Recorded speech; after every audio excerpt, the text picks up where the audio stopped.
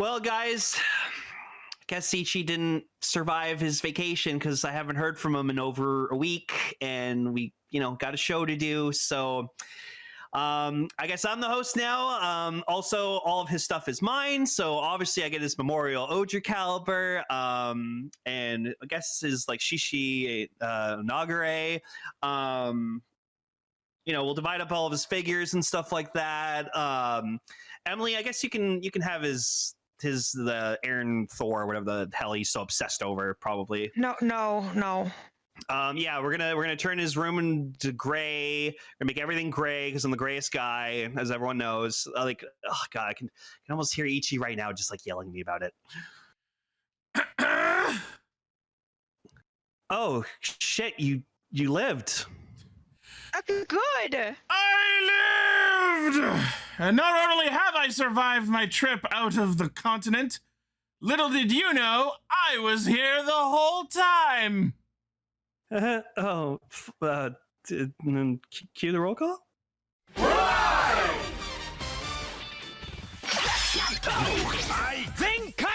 Connect. Loading. Broadcast. Perfect! Showrunning super savant. Level up! Bluecaster, super Ichi. Loud and online. Greycaster, Robolane. A spark of courage, the power of dreams. Orange Caster, Global Soft Perka. Combining comedy and critique. On air since 2014. Radio Sentai Castranger! Welcome to Radio Sentai Castranger episode 569! Hey, it's episode Garbador. It's probably how Ichi felt when he got home. You are so right! Oh my god! I lived, bitch! Yeah, that's the true image of Gigantamax Garbador. Yeah, you left being a Trubbish, and then you were a Garbador while you were there, and you came back G-Max. Oh boy. So I'm gonna TLDR the whole trip. I had a really, really good time while I was there. The flights going there and coming back, absolute fucking nightmares that you couldn't pay me to do again. Oh no, it's flying somewhere or flying back from somewhere. It's never a good time. No, flying is terrible even when it goes well. When there's anything that makes it even harder, it's even worse. I am so sorry. But I for one, I don't go on a plane that much, but I fucking hate turbulence, even though they're like, oh, there's nothing wrong with it, and I'm like, no. It scares the absolute poop out of me. No, I hate it. But I will say, for anyone who cares for more details on how it went, I actually did some vlogs while I was there. I took over 100 photos, some extra videos. So if anyone wants the specifics of how my trip went, I am literally right now uploading the edited version of all of my vlogs, and it's almost 3 hours. There was a blue water car. It was really cool. It was the sickest shit I've ever seen! I want it! Yeah, right. That was pretty cool. It runs on water car. Also, yes, look at us. I feel like once Sentai is officially ended and Gavan Infinity has started, I feel like we need to incorporate these designs as our new Castranger forms because they're so good. I kind of fucking love them, and it would kind of round out our representation of tokusatsu as a genre. Oh my god! No, I love the designs. They're great. Yeah. They're super good. I don't know if I'm ready to fully abandon the existing Castranger designs we've had for over a decade. But I'm ready for change, man. I'm happy with these. I mean, maybe if we can get just so that because they're all just one static image. We'll talk about it later. Anyways. Yeah. I mean, I like the designs we have also, but these are really cool. Oh, yeah. Multi's on it. Good shit. Thank you, Multi. Okay. And also, freaking Decker cooked with Emily's design. Gave her a helmet form, a helmetless form, and then one with a mask of her helmet. Of the helmet. Like a festival mask. All I can say is I wish I looked even 1% as good as this drawing looks. Oh my god, it's so good. That's so good. No, Decker did a fantastic job. Well done, sir. Oh, I wish that were me. Okay, so I've survived my trip. I've made it back. And I missed everybody so much while I was there, but I spent a lot of good time with family. Got to swim a bunch. I ate some really good food. Great time. And now we're back, and we're here to talk about tokusatsu. For those who might be tuning in... Sorry, go ahead. Oh, yeah, go ahead. For those who might be tuning in for the first time, we are a gaggle of Toronto-based super toku dorks who get together every week to talk about Kamen Rider, Super Sentai for the next couple weeks, and a third thing. But because I was away last week on vacation, it is another double episode special, our second of the year, which is only a month long so far. And also because we've been gone for 2 weeks, so much news happened, especially after our last recording, the Gavan Infinity conference happened and we got all the information. Oh yeah, we got Gavan news. Oh, so much Gavan. And I gotta say, I'm really liking what I see. Yeah. All right, let's get into it. News mode. All right, so yes, the big third trailer for Gavan Infinity dropped. We have the full reveal of the cast. All right, so the production announcement event revealed that the series will feature 3 multiverses, and each multiverse has their own Gavan and support team. We have multiverse. What? We have Multiverse Earth A0073. A is short for Alpha. Multiverse Earth Lambda 8018 and Multiverse Earth Iota 5109. God, I've been watching Stargate SG-1, and just like every time they go to a planet, they like all designate them with like a serial number and like a bunch of letters, but then like they also have like proper planet names. So I'm just like, that's what I'm getting. I'm just getting SG-1 right now because I'm starting an order. So it's really good. For me, it kind of invokes how like in Marvel continuity, different dimensions of Earth are assigned like code numbers. You know what I mean? Yeah, it's like how apparently the MCU universe is called like it's either like 616 or like Earth like 99999 or something. 616 sounds familiar. I thought it was 616. Yeah. All right, let's get into it because we got a lot of news to burn through. So I think for short, we're just gonna refer to each universe by their like Greek letter name, like Alpha, Lambda, and Iota. Okay, that's probably better. That's probably, so we'll just like, so over in Universe Alpha. All right, so the residents of Multiverse Earth Alpha, we have our main character, Reiji Doki, as Gavan Infinity, played by Kohei Nagata. He is an investigator belonging to the Documents Division of the Galactic Federal Police's Earth Branch. Filled with a passionate sense of justice, he is honest about his anger. He doesn't look like an angry guy, but maybe he's that good an actor. Right? And he has rage like seething within his soul. Yeah, and his name is Reiji. Yep. Well, I mean, his like his battery he uses, right, is like anger. I think the anger battery. So yeah. Oh, speaking of the batteries, we're gonna talk about the fact that they have exposed butt cheeks, aren't we? Yes. Okay. There wasn't a specific news story about that, but I do have a story about the Imorgiers, and we can talk about that when we get to them. Okay, because I don't know what's going on, but they got their cheeks out. I saw. We got Okay. So yeah, this guy is a little ragey. He is honest about his anger. Influenced by his master, he joins the Galactic Federal Police after being exposed to a special form of emorgy. We're never gonna get over that word. Oh God. The emotional energy is referred to for short as emorugi. But unfortunately, reading that word in English makes it feel like emorgy. This was a whole bit we already did, and it's going to be ongoing for the whole year. Fair enough. So after being exposed to a special form of that, he gains the ability to transcend dimensions.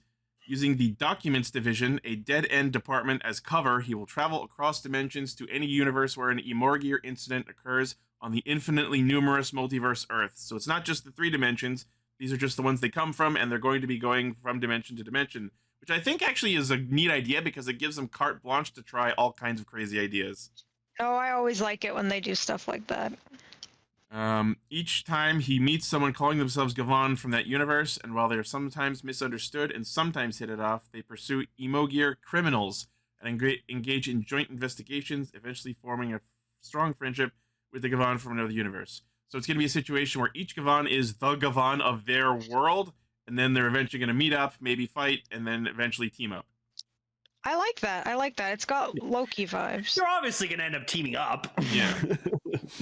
And then we have his support team. We have Colonel Daisuke Date, played by Arihiro Matsunaga, was Reiji's classmate at the police academy. He always speaks and acts calmly and has a gently demeanor. He's able to control even eccentric people, including Reiji. Okay, so he's the one who like calms him down probably when he gets pissed off. Yeah. Sun's getting real low, Reiji. As the head of the Documents Division, he supports Reiji in his investigations. Since his student days, he has believed and researched the existence of the multiverse Cosmo Layer. So is that like a special multiverse? Probably. Because he does not have a special constitution like Reiji, he is unable to leave the Cosmo Gavarian, which is their big gun-shaped spaceship, when on business trips to other universes. The fact they refer to it as business trips is hilarious. He hopes that it's expense. Yeah. He hopes that one day he will be able to roam freely across the multiverse Earths and continues his research to achieve this. Okay. And then the female member of the staff is Aji. I don't know how that's pronounced. It's just spelled AGI. Played by Kohana Arisaka, is an autonomous AI and all-purpose assistant for the Documents Division. She's Izu. Welcome. Oh my gosh. We have She's Izu. Space Izu. Space is Spizu. Spizu. Spizu. Created by the Colonel. Her name stands for Artificial General Intelligence. So it's an acronym. So I guess I actually don't know if that means it's Aji or Agi, because it's the G is short for general. I don't know if it's Agi. This is the gift conversation all over again. It is. She acts by anticipating the Colonel and Reiji's thoughts. She has a physical form like a human and can transform her body into particles and infiltrate anywhere?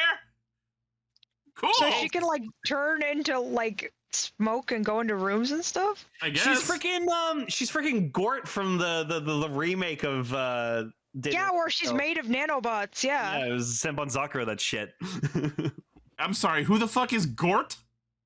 Gort he's is the giant. Oh, he's sorry, he's a robot from the movie The Day the Earth Stood Still, and he's like really fucking powerful. He can like revive people and stuff. And then in the reboot that they did with like Keanu Reeves and Will Smith's kid and shit like that, Gort was like this like nano particles, and he could just like turn it. Yeah, that's Gort. Okay. That was the way that they decided to modernize him. Was to make Gort's one of the most like original fucking robots in movies, and I love him. All right, he's super busted. I just heard the name Gort, and my brain went to "Welcome back to Gorp."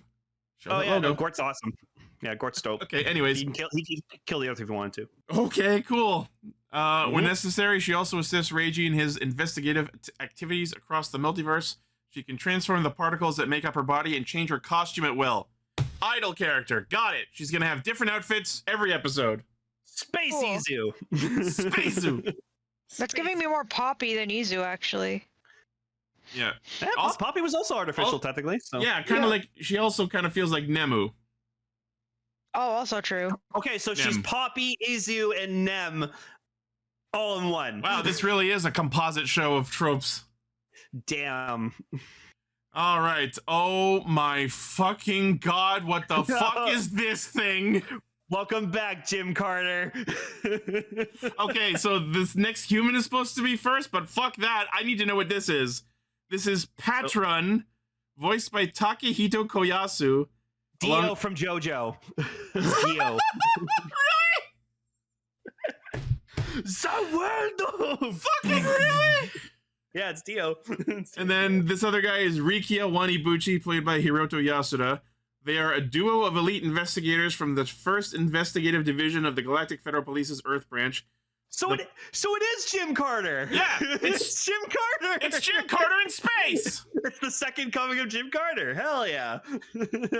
I love Jim Carter, dude. I miss Jim Carter. Me too. They boast that the 1st Investigative Division is the Star Department and always treat the Documents Division as a dwarf and are completely unaware of their true nature. Oh, so this is like the rival branch of the company who think they're better. Gotcha. Got it. Got it. Excuse me. Both were classmates with Reiji and the Colonel at the police academy. Patron is an alien from the planet Hyakto. Okay, so we have a robotic-looking actual alien organism, kind of like Balance. Yeah, like balance. I miss balance. We all miss balance. This face looks like someone made bootleg merchandise of Metabee from Metabots. Kinda does. It just looks like something from like a Mega Man game. Yeah, it looks like some discarded Robot Master. Can he transform? I fucking hope so. He needs to transform into a weapon. What if he ends up becoming like a fucking space sheriff? That'd be hilarious. Oh god, just pulls a laser? Hell yeah. Wow, crazy. Gavan Patron. Yeah, that sounds fucking cool. Oh man. Next we have this Gundam-looking motherfucker. I don't know how the fuck to pronounce this, but I'm gonna chance it. Karel Quom Vigiles, played by Yuta Hiraoka, the head of the Security Bureau of the Galactic Federal Police's Earth Branch, a man of unknown age and mysterious character. He is said to have been involved in the founding of the Documents Division. So he's the guy who knows everything behind the scenes. Despite being a high-ranking official in the organization, he secretly supports the Document Division's investigations. Oh, he's the Black Gavan for sure. 100%. This is literally it's Genmu. It's Genmu again. Yeah, this is going to be the Black Gavan. 100% calling it. Yeah, by the way, I saw in passing, but there wasn't like an article about it. There is like a black reskin of Gavan Infinity in the show. That's cool. And that guy's going to be him. 100% calling it. Probably. So yeah. Tara's like, Lane, are you going to like this guy like Zero? Does that mean he's going to die? Maybe. Zero's not dead. His robot's dead. Yeah. We'll get to them. Well, I need to read this one out. Is it? Yeah. If you want to take this one. Okay. Yeah. So now we are on to Multiverse Lambda Bushido. So we got Setsuna Aiko Kuin, or Gavan Bushido, played by Ryuga Akahane, is the Gavan from the Multiverse Earth Lambda 8018. In this dimension, Gavan is the captain of the Special Forces of the Public Order Maintenance Headquarters. He is the silent warrior who values the code of honor.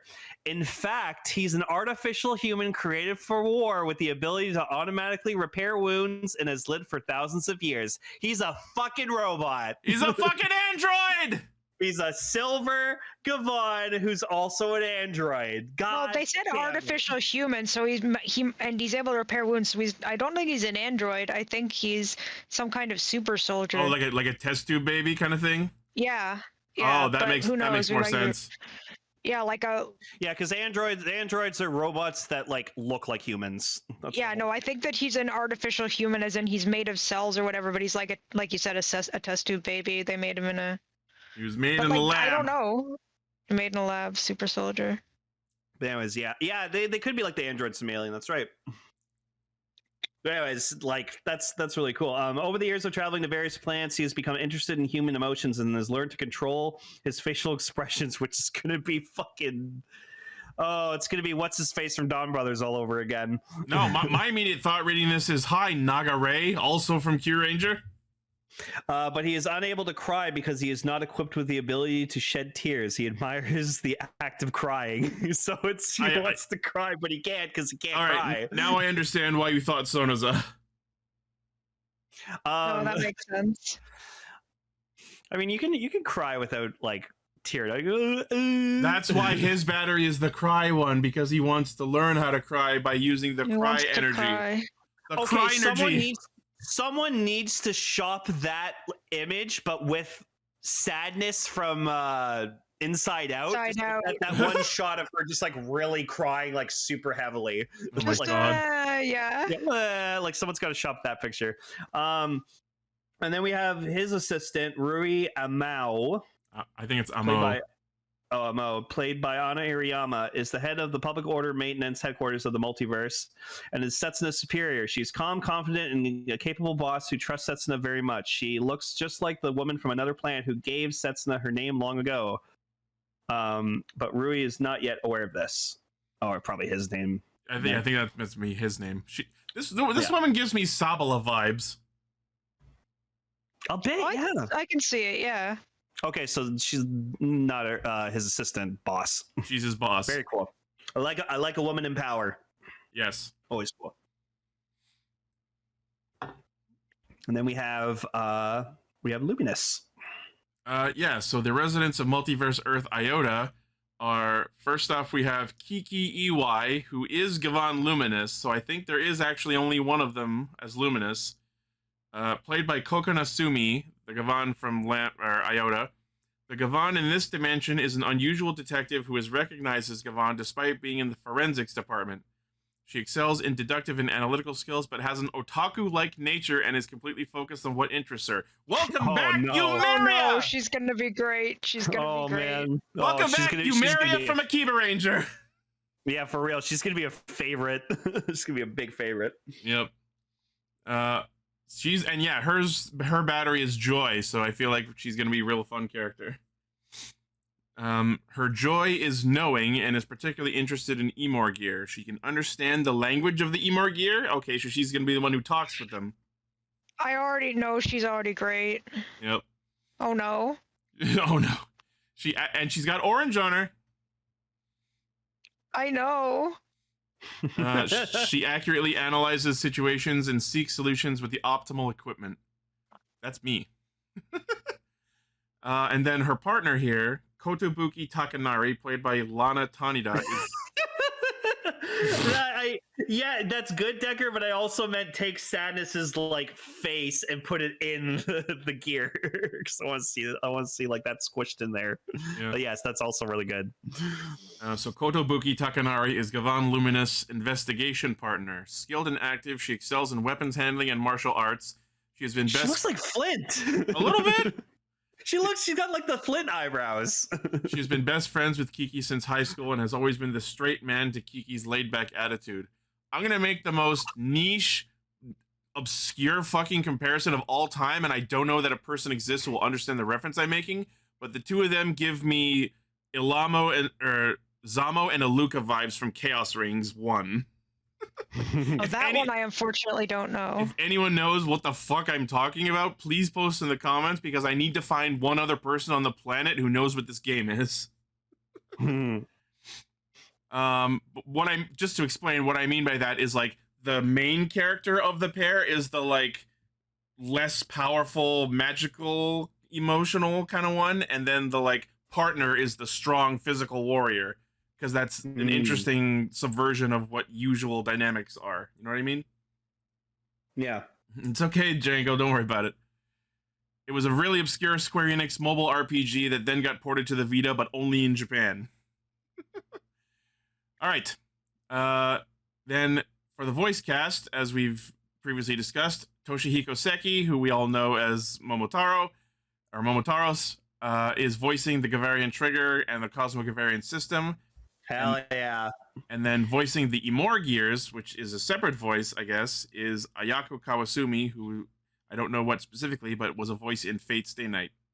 Saber. She was Saber. Okay, and she's also narrating the series. Cool. Neat. All right. Lastly, performing the show's theme song, Love is the Strongest, interesting title for Gavan show, is Mine, and that's spelled MAY''N, who I've never heard of. As previously reported, Atsuhiro Tomioka, who did Boom Boonger, will serve as the show's head writer. Veteran tokusatsu suit actor and action director Hirofumi Fukuzawa as director. Special effects director is Hiroshi Butsuda, who is a Toei veteran. Composing the show's music is Kentaro Sonoda, who worked on Konosuba, and Yuki Nara, who worked on The Legendary Hero is Dead, are composing the music. So, Super Space Chef Gavan Infinity is premiering February 15th. Only a couple weeks away! Yep. All right. Any other thoughts on these before I move on? Because we got news to blast. I mean, I'm excited for Bushido. So yeah, especially because he's a robot apparently. All right. Next, we have the announcement of the DX Gavarian Trigger and related DX Mecha. So yes, I want it. So yes, it is the transformation gun. It is the spaceship. It is the Megazord. I deign to call it. Oh, there's your edit. There you go. Way to go, Decker. That's great. Yeah. I also love that. I think it's hilarious that to turn it into spaceship mode, you literally just flip the gun upside down. Yeah. That's all you do.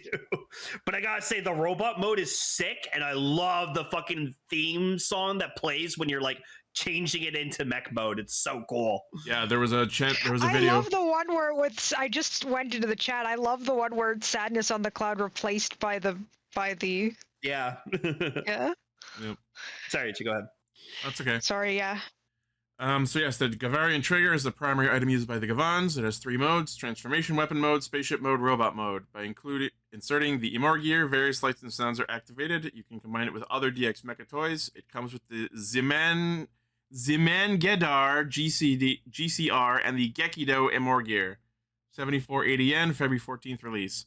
Now, I've watched videos of this because Bandai has put out videos of people showing off how the toy works. And I don't know if I mentioned it before, but I'm kind of disappointed that like the way this is so messed up. The way you insert the battery to transform is by literally spreading the legs of the robot and inserting it into the gap. Yep. Well, yeah, you're putting like it's a butt, so you're putting a butt in between the legs. I don't like it. Oh no.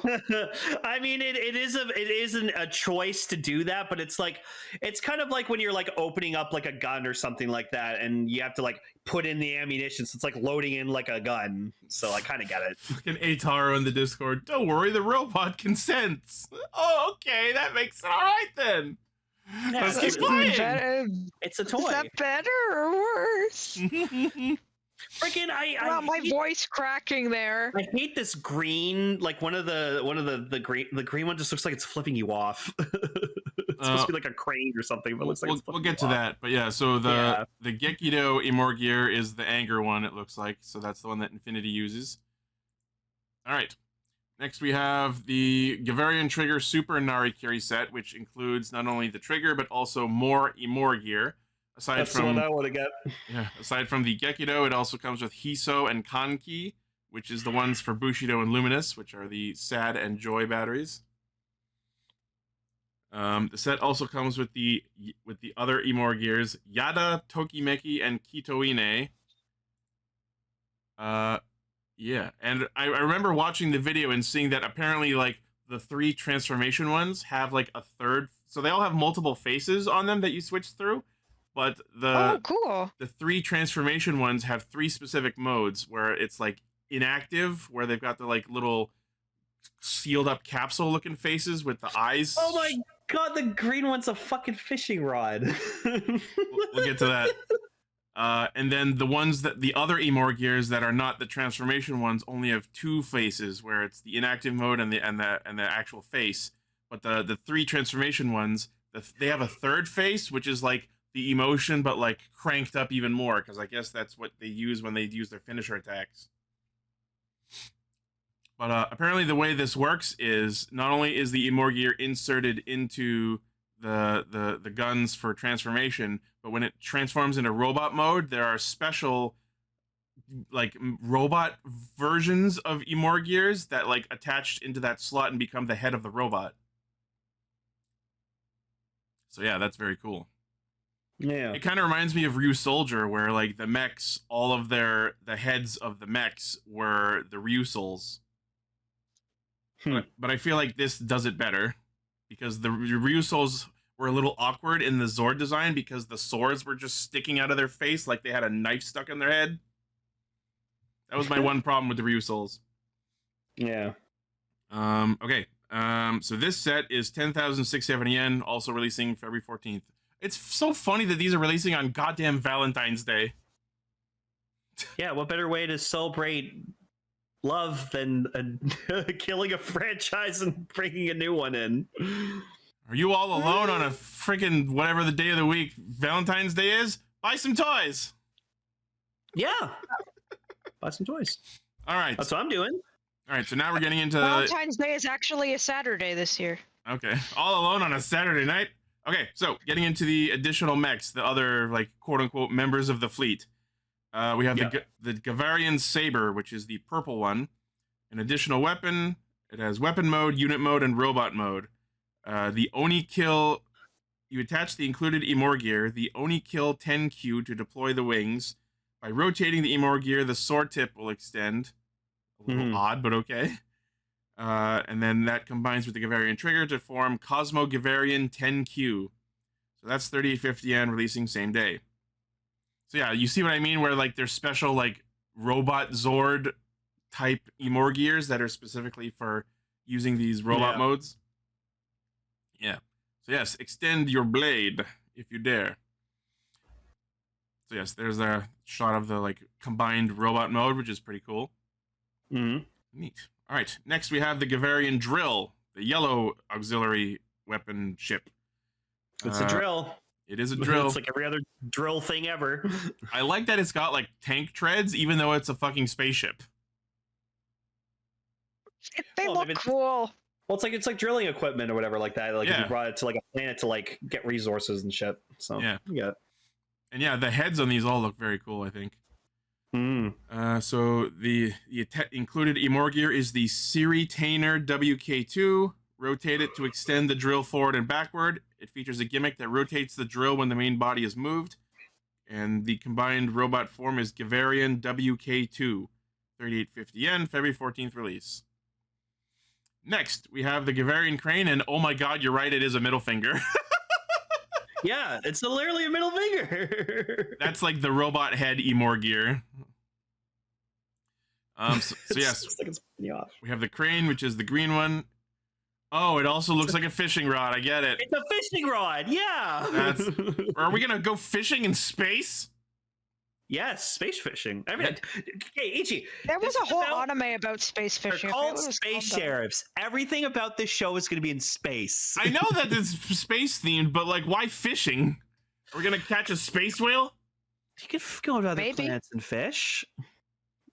So the Gavarian crane, weapon mode, unit mode, robot mode, allows you to reel in the string pulled from the winch by spinning the reel on the side of the main unit. Literally a fishing rod. Yep. Included Emor gear, the Daijobudan, ampersand C. Oh, these names are weird. It combines. I mean, they make sense in Japanese. I'm sure these are very clever Japanese language puns. Yep. So that combines into Cosmo Gavarian ampersand C and C. I don't know. Maybe C because fishing in the sea. Maybe. Ponyo, fishing in the sea. 3850 yen, March 7th. So we're starting to get staggered releases here. All right. And then the final of the 4 support ships, the Gavarian Laser. The Blade. Laser. It's interesting that like the other 3 were very clearly one set color, and then this one is like 2 different colors. Interesting choice. Yeah, so we have the green one, the yellow one, the purple one, and this one is both like magenta and also cyan. I don't know if there's any significance to that. So the Emor gear included with this one is Itusha GI. Rotate the Emor gear to rotate the panel. Combines into Cosmo Gavarian GI. 3850 yen, March 14th release. Looks like they I totally thought you were going to say Cosmo Gavarian Jesus. It looks like they just took the blade off the Tegasword and just put it on this thing. Oh, Decker posted an image that explains these special Emor gears. So, Jiman Jetter GCR. GCR is for Jishiari, which is pride or confidence. Onikiru Tenku. Tenku because thank you, because it's gratitude. Got it. Shiri Tinder WK2. WK2 meaning Waku Waku. Excitement. Yep. Dejobudan and C. Andoshi. Relieved. Okay. Yeah, because you feel relieved after you flip someone off. Sure. And then Itosha GI. The word GI is affection or love. Got it. These are very clever. All right. See, cool. Japanese does puns so well. Okay, let's try to blaze through more of these stories. Alrighty. Yeah, so that's that. Next we have the Pla Deluxe Neo Cosmo Gavarian GCR, which is another. Okay, so it's a mini Pla of the mech. Yeah, 2,200 yen model kit, February 14th release. and it does transform into all the modes. Hell yeah. Next, we have Gavan Infinity action figures. We have, obviously, all 3 Gavans. The Mega Scale figure line, large size figures, 270 millimeters tall, metallic armor recreated with paint, 9 points of articulation. Infinity and Bushido, 6380 yen, releasing February 14th. Then we have Gavan Luminous. We have the Tokusatsu action figure line, which are smaller, 30 points of articulation. All 3 of them are 4840 yen, March 7th release. Cool. Very cool. Next, we have release sets of the Imor Gears. Now, I think now we can take the time to talk about the fact that apparently the Imor Gears have butts. Yes, they have butt cheeks in the back. Someone want to post an image so we can actually see these? Because I don't know if they're in any of these images. Decker, butts, please, show them. Provide the butts! Show us the butts, the battery butts. I saw the butteries. I saw The that. butteries. I saw in the Discord that apparently, out of these butts, they expel the particles that the Gavans use to transform. They fart. So literally, they transform with the power of emotion-fueled fart power. They're farting emotional batteries. I love Toku so freaking much. Yeah, no, you won't hear that shit anywhere else. I could see like a show like Butt Ugly Martians pulling shit like this, maybe. But that was a show from like fucking 30 years ago. Man, I remember Butt Ugly Martians. I wasn't allowed to watch it because it said butt in the title. That was great. I haven't forgotten, Decker. I am gonna make all of the Imor Gear face images Discord reactions. That's happening this weekend. Yes. No, that's perfect. But yeah, so if you look at like Decker put a picture of like I guess like the stickers that you can like put, and there's the butt cheeks right there, and the butt cheeks have the butt like, is a separate sticker of its own. They have like angry veins on them. Oh my god, the butts are each gonna represent the emotions too, because you can see like veins of anger on this one. Which means the sadness one is gonna have a crying butt. You're gonna cry out your butt. Oh, I don't want to think about crying butts. And then have a joyous butt. Okay, the fact that there's one with like heart images in its eyes makes me very afraid of what that butt's going to look like. Gonna have like a kiss right on it. Oh no, man, it totally could. Oh, a kiss mark on the butt. A wet butt. Oh, this is ass talk. God damn it, Decker. This is how we get demonetized. Motion every time you're right. No, we'll have to make the butts also react emojis. Oh god. Okay. Well, yeah. Anyways, that's funny. It's cute. It's for the kids. All right. I don't know if the translations are in this article, so I'm gonna quickly go through these. So we got Gekido, which is anger, Hiso, which is sorrow, Kanki, which is joy, Tokimeki, infatuation, Yada is disgust, Kitoine is all right. There it is. Thank optimism. You. Kitoine is optimism, Hazui embarrassment, Darui tired. Michitari, satisfied. This was just called loneliness. Just loneliness in English. Not Hitori? It doesn't even get a clever name. It's literally just loneliness.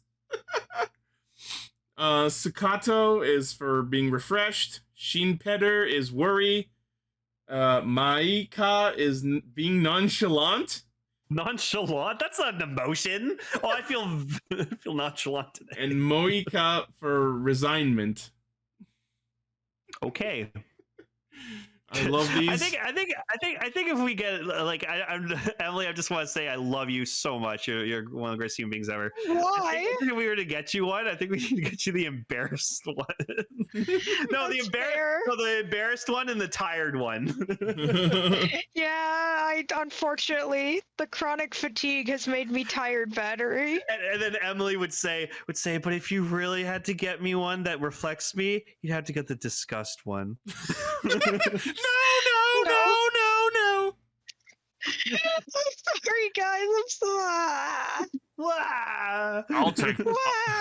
Where's the wow here? I'll take the lonely one. No, hey. Okay, no. Anyone who's listening out there, Ichi's available. Single and ready to mingle. Single and eating a Pringle. That's right. I mean, if I were to get one, I'd I guess Palate cleanse. probably joy, satisfied, or maybe optimism. Very. I mean, you and I are probably at minimum buying the sad one because that's Bushido's. Yeah. Yeah. Well, I mean, I'm getting the big boy set. Of course so, you are. Yeah. So I saw that apparently the 3 transformation ones are like clickables. Like you click them and they transform, just like other Oh, that'll be Toku fun gimmicks. to play with. Yeah. Oh, cool. So they're made for autistic people. That Absolutely, makes sense. they're fidget batteries. But apparently, Hell yeah. the like non-main ones, the non-transformation ones, you actually have to like rotate the dial on top. I want You that have to do one it right there. manually. I want that one right there in the center of this picture. I want that one right there. Whatever the fuck Is that one is. is that drooling C-3PO? Yeah, just Apparently, it's called flat. I want flat. Yes. Guys, I I'm love feeling that. He's flat just today. like one brain cell. No, I feel that face. Oh no! That After face. after a long fucking annoying day of work, I feel flat. Hell yeah. It's just yeah. These might Oh, I be want the it. greatest It's- gimmick toys Tokusatsu has ever produced. Sentai what? Oh shit! The Gochizos walked so the Imorgiers could run. I mean, we like the Judenchi from Kyoryuger a lot too. Judenchi were fun as shit. Yeah. Those were also batteries. Yeah, one Yep. of them was based off a dinosaur that farted. Yep. Yeah, I know. Weirdly, I know about that. Anyways, we're gonna get the fuck out of these, so they're great. Okay, They're so, awesome from so Baba. Bandai Japan posted official images of DX Imorgear sets 01 to 6.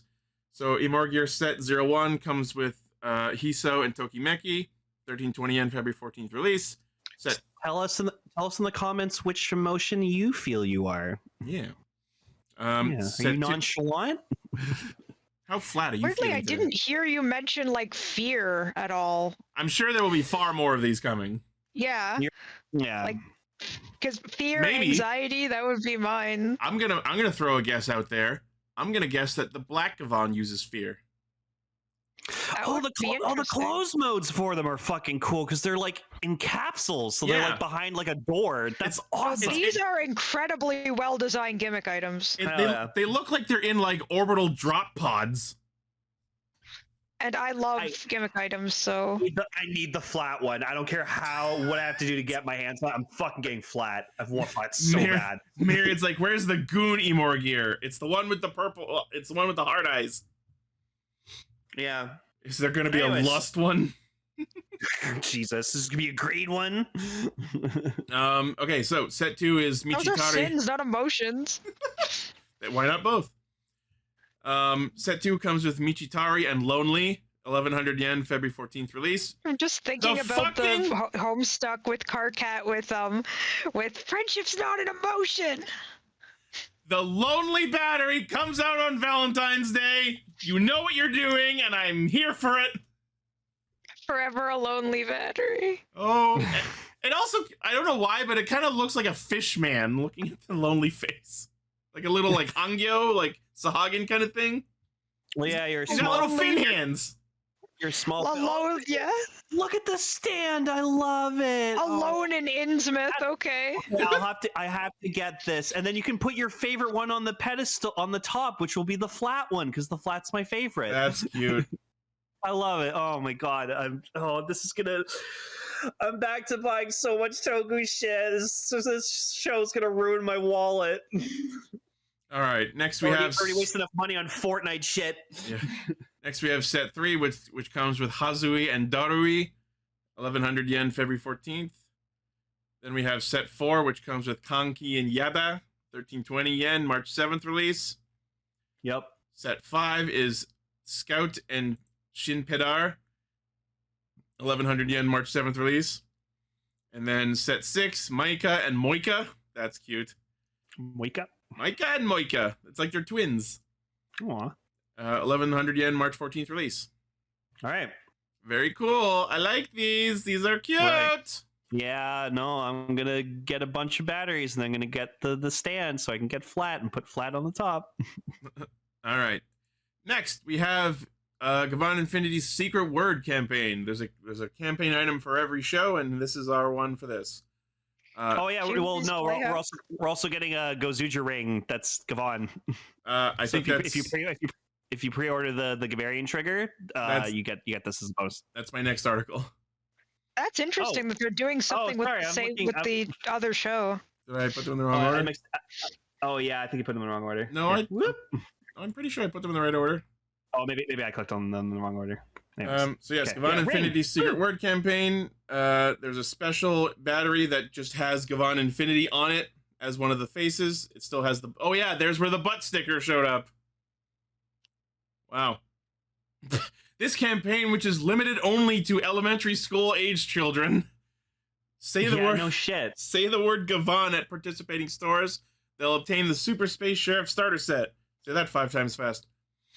Yep. Items included in the set are sticker set, perfect guide, special Gear, Gekido Emoji campaign version.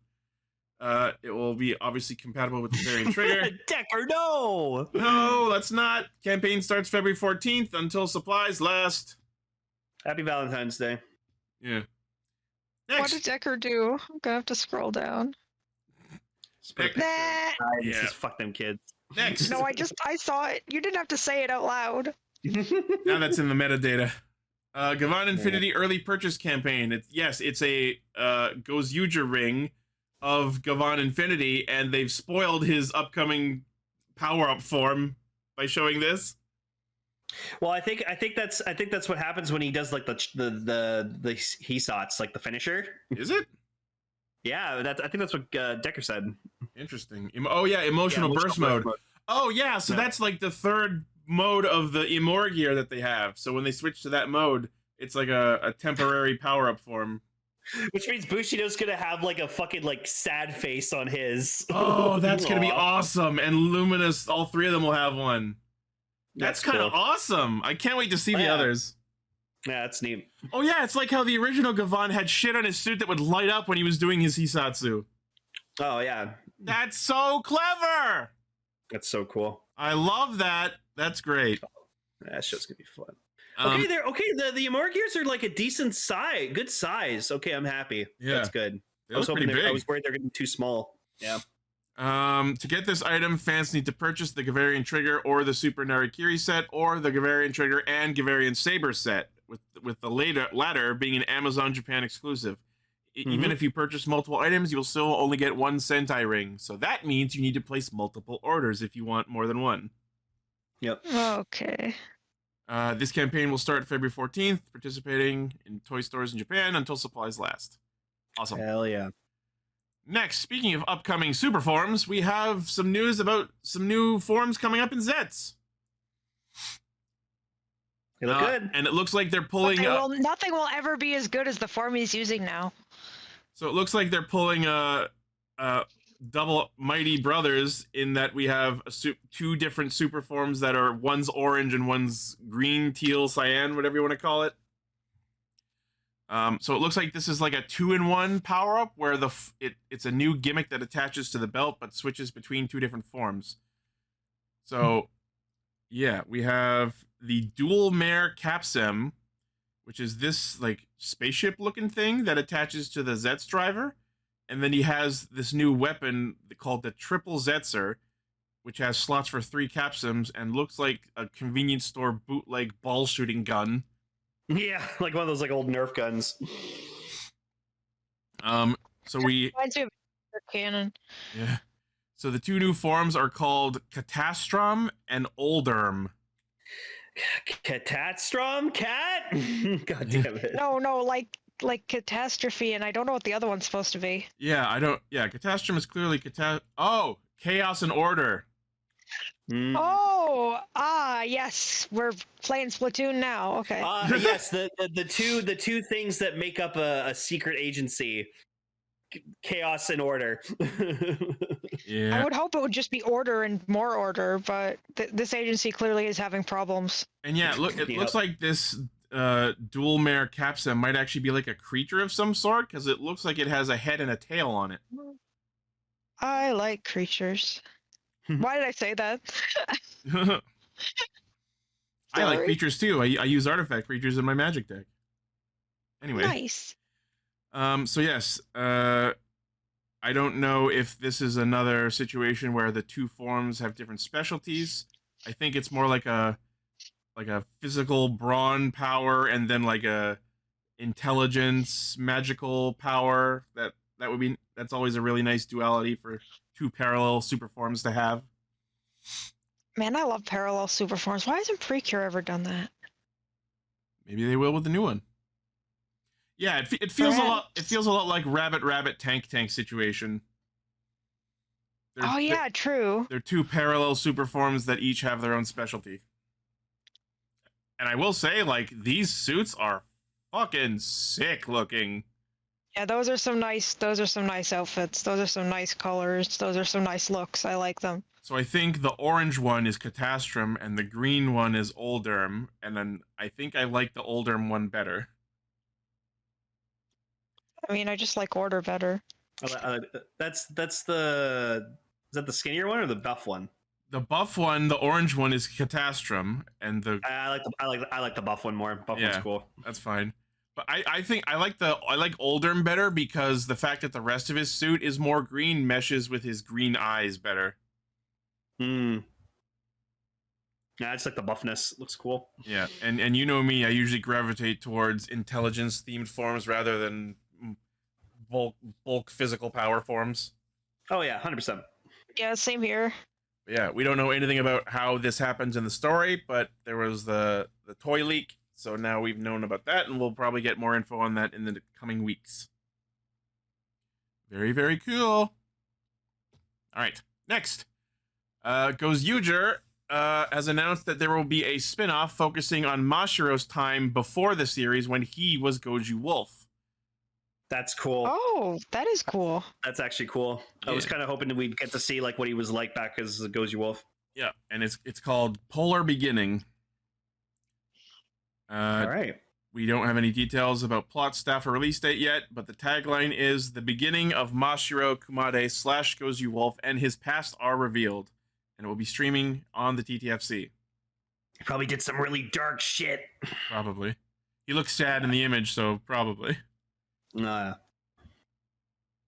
All right, that's cool. Next. So we talked about this during our last episode, but now we have the official posting about Heisei Kamen Rider movie franchise that's starting up. Mm-hmm. So, okay. As part of Rider's 55th anniversary celebrations, the Kamen Rider movie project page was launched, and this is basically their way of doing their own sort of MCU situation. And apparently, the overarching title for this series of projects is Kamen Rider Chronicle. Okay. Rider Chronicle. Yeah. I mean, it's a good name. But anyways, apparently from what we heard is that we're getting all these movies. Yeah, apparently all of them are happening, and it was just a matter of like what order they're coming out in. Fuck yeah, we're getting a new Decade movie. Let's fucking go. Be the two. Be the two. And Emily gets her Ghost movie. I do get my Ghost movie. Story of Urisen. Watch, we're gonna get Kamen Rider Urisen. I'm not even kidding. I genuinely want to see Kamen Rider Urisen, especially if the rider is still a Cyclops. Or like Urisen Damashi or it's something. funny that Eitaro mentions Dan's dad coming back, because I was gonna say a second ago, it would be so fucking funny if narrating this entire series of movies in the same way that the Watcher narrated, in the same way that narrating the What If MCU series was the Watcher. With the Watcher, yeah. Is Dan Masamune. From outside of time, watching in. Right. You know what I actually might do, because I feel like this will be a really special time. Honestly, Ichi, I think every time one of these movies comes out, like I'm gonna come over physically and we're gonna watch these in person together. That sounds awesome. Yeah. But like, also, so that means Enter the Amazons is coming back, baby. Hell yeah. Whenever the fuck Psychic War comes out. All right, so let's run through these titles again. We talked about them before, but we're just going to run through them now. So we have Agito, Psychic War. More on that later. Ryuki, Survive Grand Prix. Geats crossover. Ooh. Kabuto, 20th Anniversary, Successor to Heaven. That sounds like Kagami might be finally formally becoming Kabuto, even though they did it in Zio, but we don't count that. Nope. Den-O, I'm on fire. That's the best name. The logo! Again, it just needs to be the whole movie is about the Denliners train on fire, fire, yeah. and it's just them trying to figure out how to stop it. If I don't get a scene of Momotaros running and screaming while being on fire, the movie will be a failure. Decker, that shirt, we'll talk about it later, promise. Yeah. Oh, you mean the I'm Coming shirt? Yeah. Mm-hmm. You know what? Fine. It's right at the end, but we'll talk about it anyways. So yeah, the Kamen Rider store put out a jacket for Kamen Rider Den-O, and on the back they translated Ore Sanjo as "I'm, coming." Wow! It's not wrong, but also it's not really coming because Sanjo is more like arrived or appeared. I'm here. I've always associated with he says I'm here. It's like All Might. Sort of like All Might. Yeah, you said it first. No. That Decker. But instead, I'm coming. Decker, guess what? Honkai Star Rail's coming to Fortnite. Really? Yeah. Yes. Okay, cool. Aside from that unfortunate translation, the jacket's pretty fucking cool. I love the like track lines down the arm of the jacket. That's very I'm neat. a big fan of like racer jackets and like varsity jackets and stuff like that, so I genuinely love it, but I do think that the fact that it says I'm coming in huge letters is a little unfortunate. It's best. Yeah. Aside from that, the one thing I will critique is it's a little weird that like on the back you have the shot of Den-O's sword form where the belt is visible, but then also there's a bigger, closer up, separate Den-O belt immediately next to it. Why not? I just feel like why do we need two of them? The jacket's cool. I just don't like that translation. The fact that people are like, "Oh yeah, it's properly translated." I'm like, no, it's not. You absolutely know that this is going to be memed the shit out of to the point where people will actually buy that jacket and wear it. Yeah, ironically. just because of the I'm coming. Yeah. I will not be surprised if I go to a convention sometime in the next year or so and I see someone with this jacket. 100%, and that person will become our new best friend. Yep, he's coming and climaxing, Decker. That's right. Coming. Anyways, coming straight from your house. Let's get back to the movies quickly. All right, next we have Kamen Rider Decade Cho Shocker War. And never Gloovy. Nice. Sorry. So you have Decade. I was trying to not mention that this whole time. That's okay. I get the Deltarune jokes. Yeah. We have Decade Cho Shocker War, or if you prefer, Super Shocker War. I'm just happy Decade's gonna come back because Masahiro Inoue is always gonna come back as a Decade. This next one I'm very interested in. Gaim Niflheim War. Oh, that was Helheim War. Is it a new Helheim type place? So that tells me that we're going to a different dimension other than Helheim, Niflheim, which is another nod to Norse mythology. You know what? I wouldn't be surprised if that's the name of like Koda's planet that he like made and settled on. Maybe. Yeah. I can see it. Then we have Kamen Rider Ghost Anniversary, the first icon. Oh. Okay. Okay.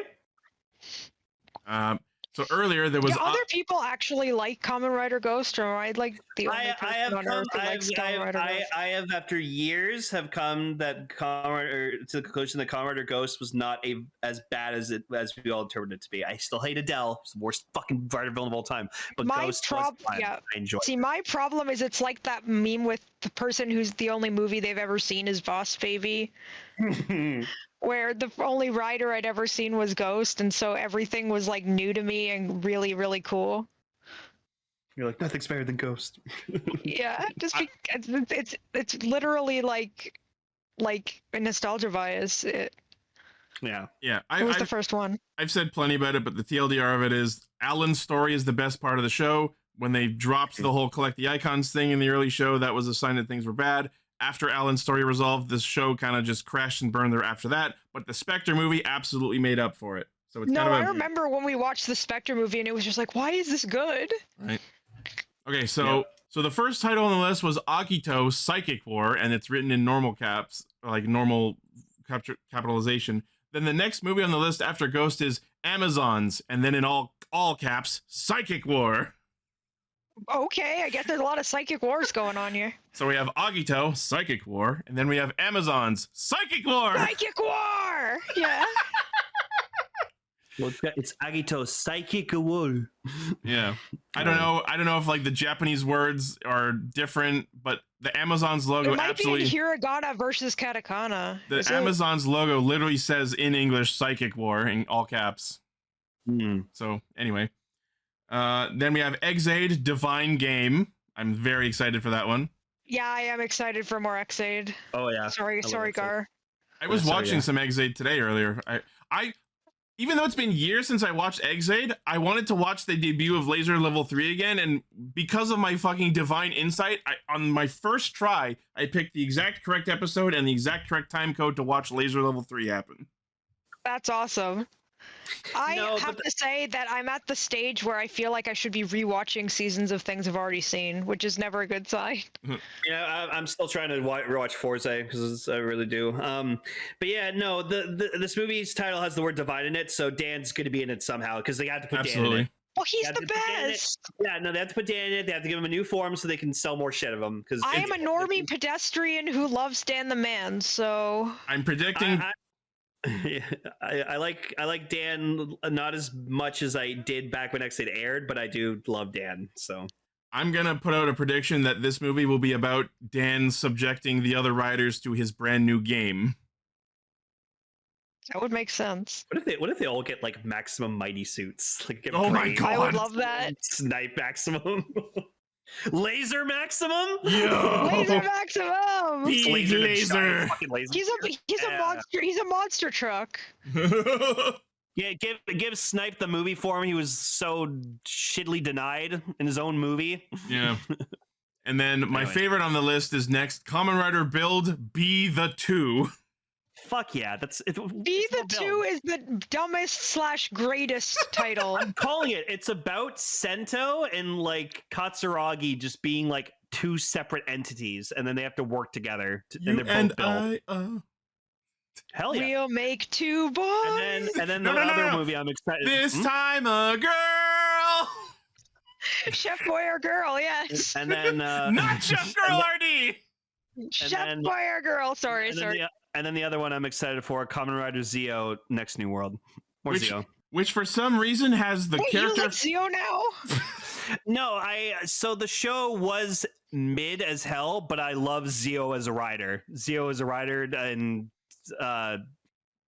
Sogo. I love Sogo. Sogo's adorable. I think the concept of him is cool. I liked the whole idea of it, but I do agree with you that it was kind of a weird season.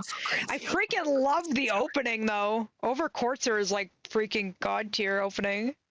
No, Decker said it right. Zeo's a fun mess. My opinion on Zeo is one word: was. That is all. Yeah, he's my favorite part of it too. And Gar would say, Gates. Okay. Gates is also pretty great. But what's interesting about the Zeo movie logo in particular is for some reason the O in world is the Greek character Phi, which is Phi's. So maybe Phi's is in this movie? Yeah. I don't know. Soup becomes Phi's. I don't know. All right. Anyways, let's ballpark the rest of these. It's still good. Yeah, so anyway, anyone who's seen this already will know that you can vote for these on the Kamen Rider Movie Project Twitter account, which basically is done by way of tweeting with the hashtag for the movie.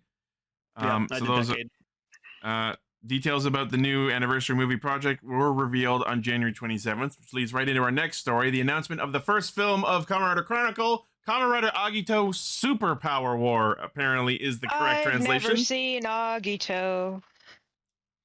Agito's really good. Yeah, that's what I've heard, but all I know about it is it's good. I know nothing else about it.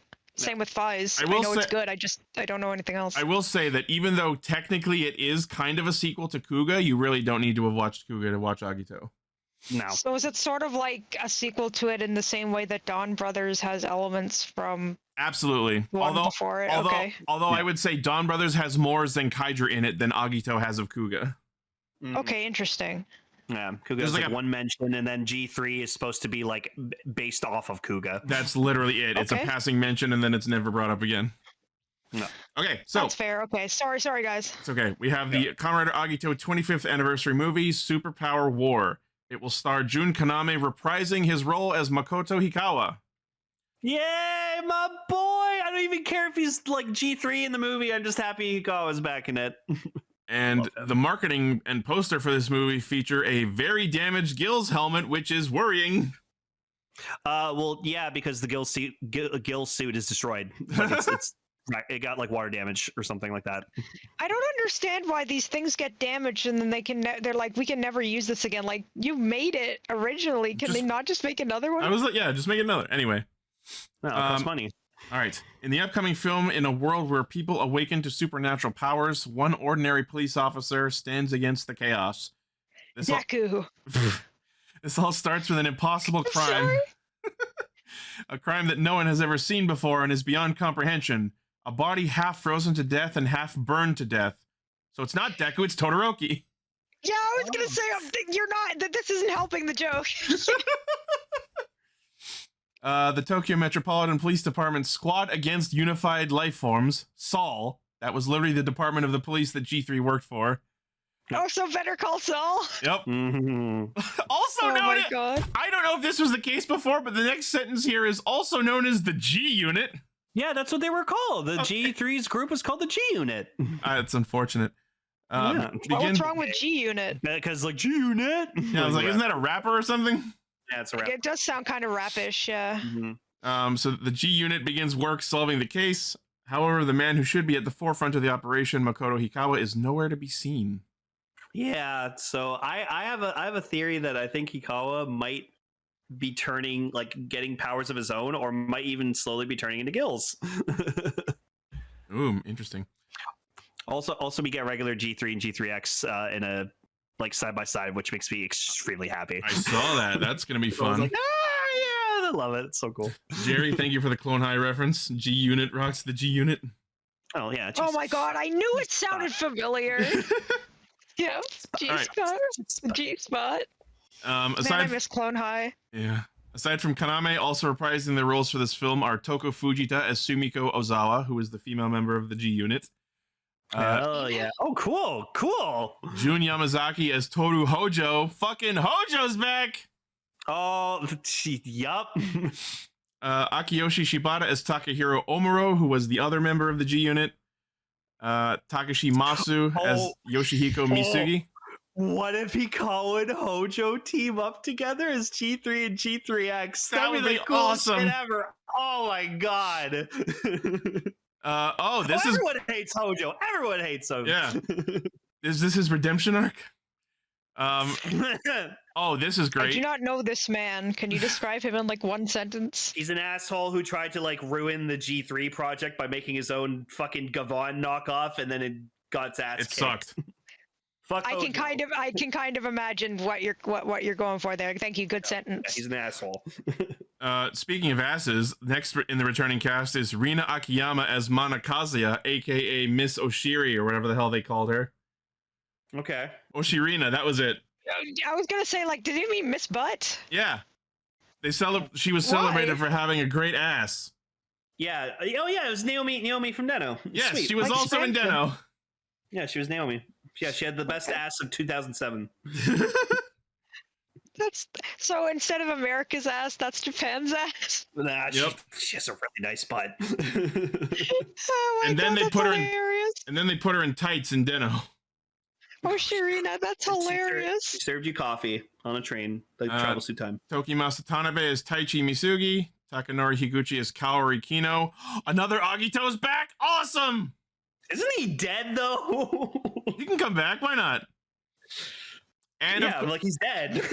And of course, our main man Toshiki Kashu as Shoichi Sugami.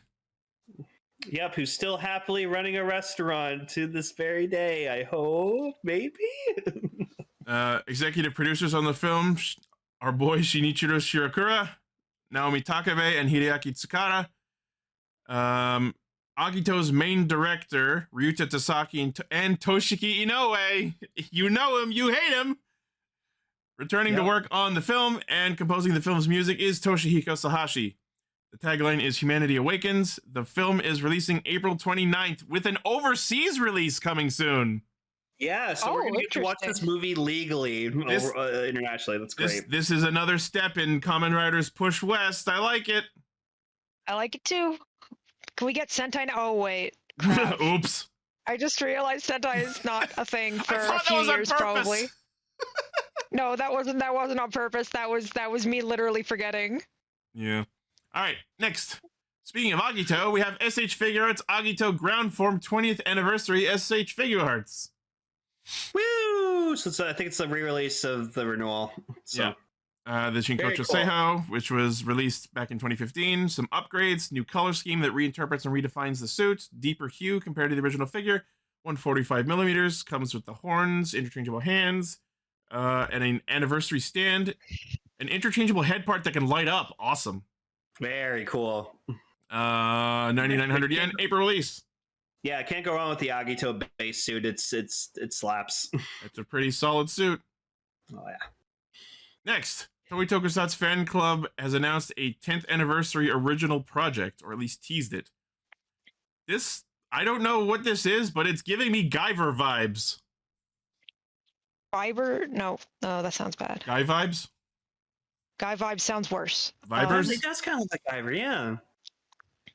A message card was delivered to TTFC members on January 1st. There is a teaser video of this update featuring the message "Admiration gives strength."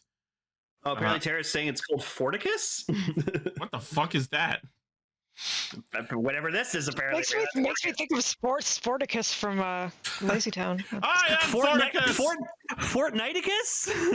Well, Sporticus is already basically a Kamen Rider, so... Yo, is Forticus gonna hit the grid? Yeah. I am Forticus! I am Forticus. I am G Prime. I am G Unit. All right, cool. Fornicus. No! Fornicus, that's the porn version. Next, I know Decker will be happy about this because we're getting more Gotchard shit! Yep, more Gotchard shit. Kodansha has opened pre-orders for a Gotchard spin-off novel, Kamen Rider Gotchard University. There's the super nut. Yep. Clone high. So it's Hotaro in university. Novel takes place after the events of the Graduations film, 1 year since they've defeated Gurion and the Ouroboros entity. One day, a mysterious light appears on New Earth, so the zoo planet. New Earth. After receiving a report from the Kemi and the others, Hotaro and Alchemist Academy Professor Spanner. So I saw Supana, and I'm like, who the fuck is that? A spanner. No, it's Spanner spelled out Japanesely. Old spanner. They begin an investigation, but at the same time, an organization called Fractal, selling the mysterious life form called Hope, begins its covert operations. That sounds like a mysterious life form called Hope. Is this going to be like a Pandora's Box reference? Sounds like a drug no, deal. They already did that. Yeah. That sort of sound like a drug deal. Gotchard co-head writer Hiroki Uchida is writing the novel depicting this hypothetical second season of the series. Oh, interesting. Gotchard... So they're doing what Doremi did with the novels being basically seasons they didn't make. Yeah. Oh, apparently there was a tweet saying the novel is using a lot of forms that were only sounds. Neat. That's cool. Will it show them at all, or just describe them? It's a novel. Yeah, it's a novel. So they could have illustrations. Yeah, that's exactly. Who knows? Maybe. Novels don't usually even if it doesn't, you know, people are going to make fan art of it. Oh, of course. 100%. There probably is fan art of all the forms that didn't get shown anyway already. Yeah. Also true. Gotchard producer Yosuke Minato is credited as one of the authors along with Uchida. The novel is 1,100 yen, March 16th release. Hopefully someone will translate it.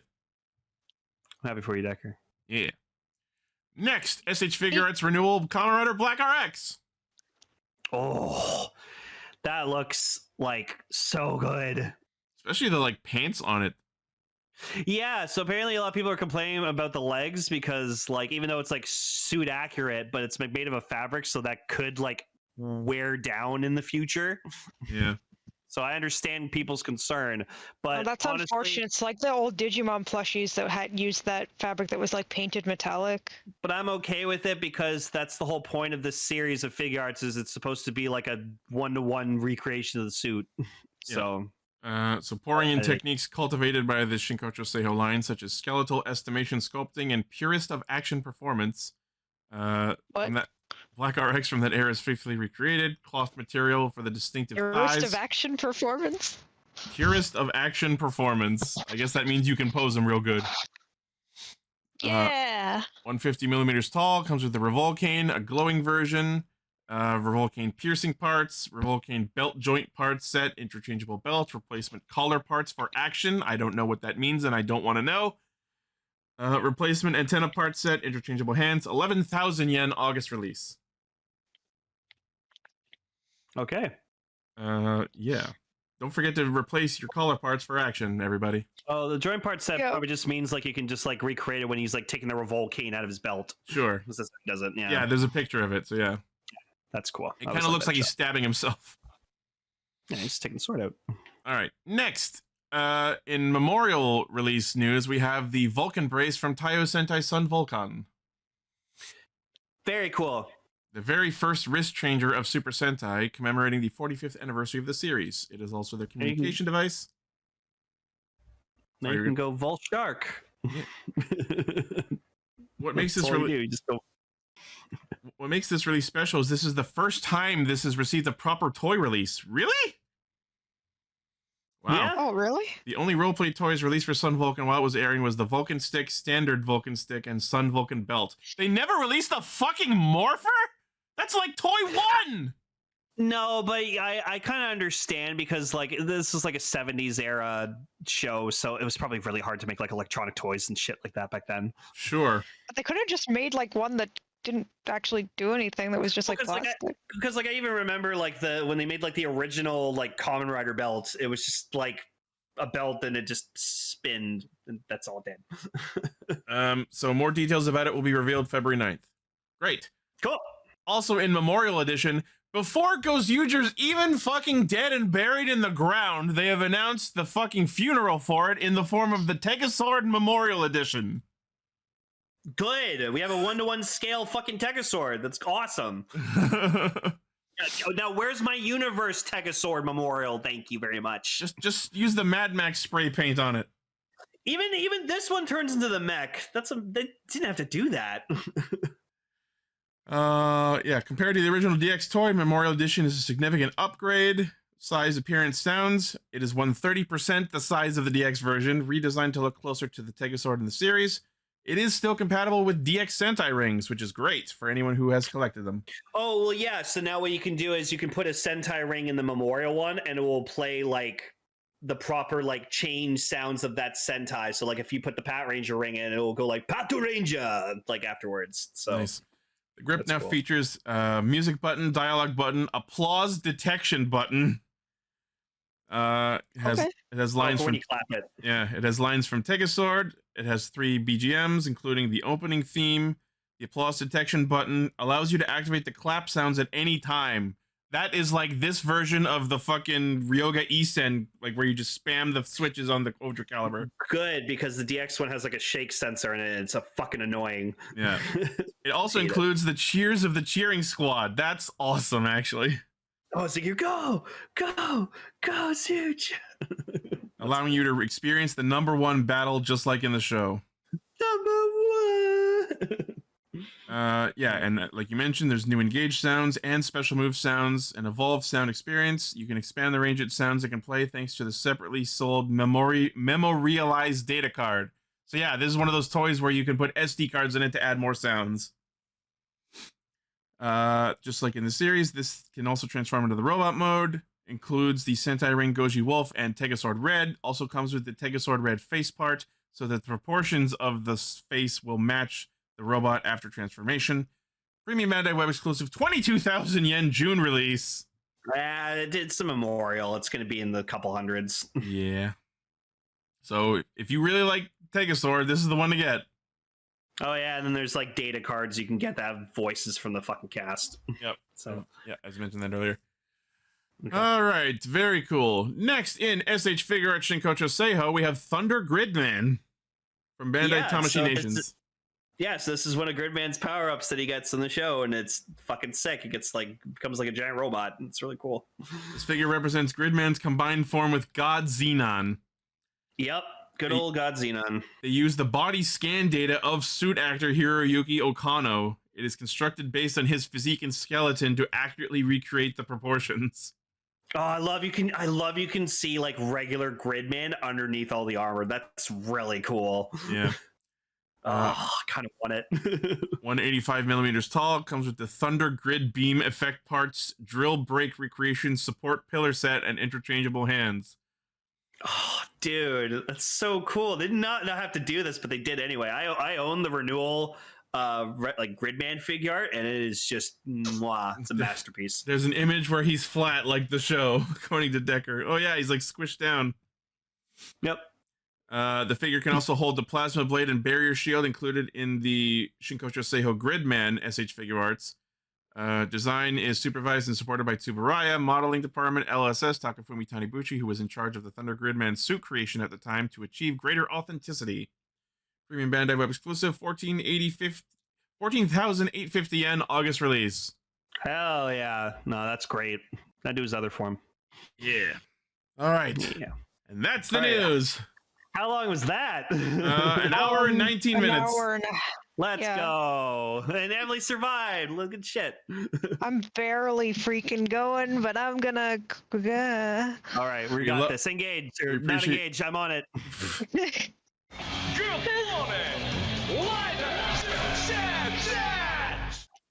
I just want to start with saying I fucking died when I heard Nem say comrade. I fucking died. I mean, defends the comrades. And I'm like, you mean like, comrade? Yeah, and I don't know why that was pronounced that way. But it was pretty funny. No one said it right. It's funny because it's like the common rider who does stuff in his dreams. I'm almost there.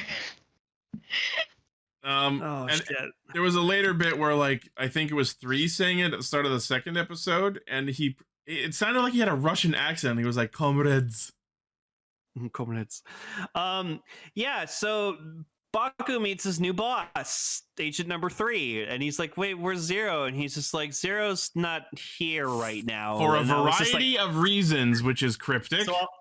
So I'm like, cool, which means Zero could come back later. Yeah. I'm almost sure he's gonna come back later and he's not just gone. And then he pokes a joke at him because Baku says yeah, he promised he would divulge all the secrets of code to me, he promised he would, and 3's just yeah, Zero says a lot of shit. He likes making vulgar jokes and he loves controlling that stupid robot, and I'm just like how dare you. One thing I noticed during the recap before the episode is at one point Baku says, I became a real agent when I lost Zero. What the fuck does that mean? I don't think there was anything to that effect in the show where it's well, I think because Zero did say oh, you're now a true agent, and then Zero died. So I was like, have you been a trainee up to this point? Kind of, I guess. Yeah, he knows the stakes of being an agent of code now. But yeah, I just see 3 stand there, and I'm like, how dare you stand where Zero stood? Yeah.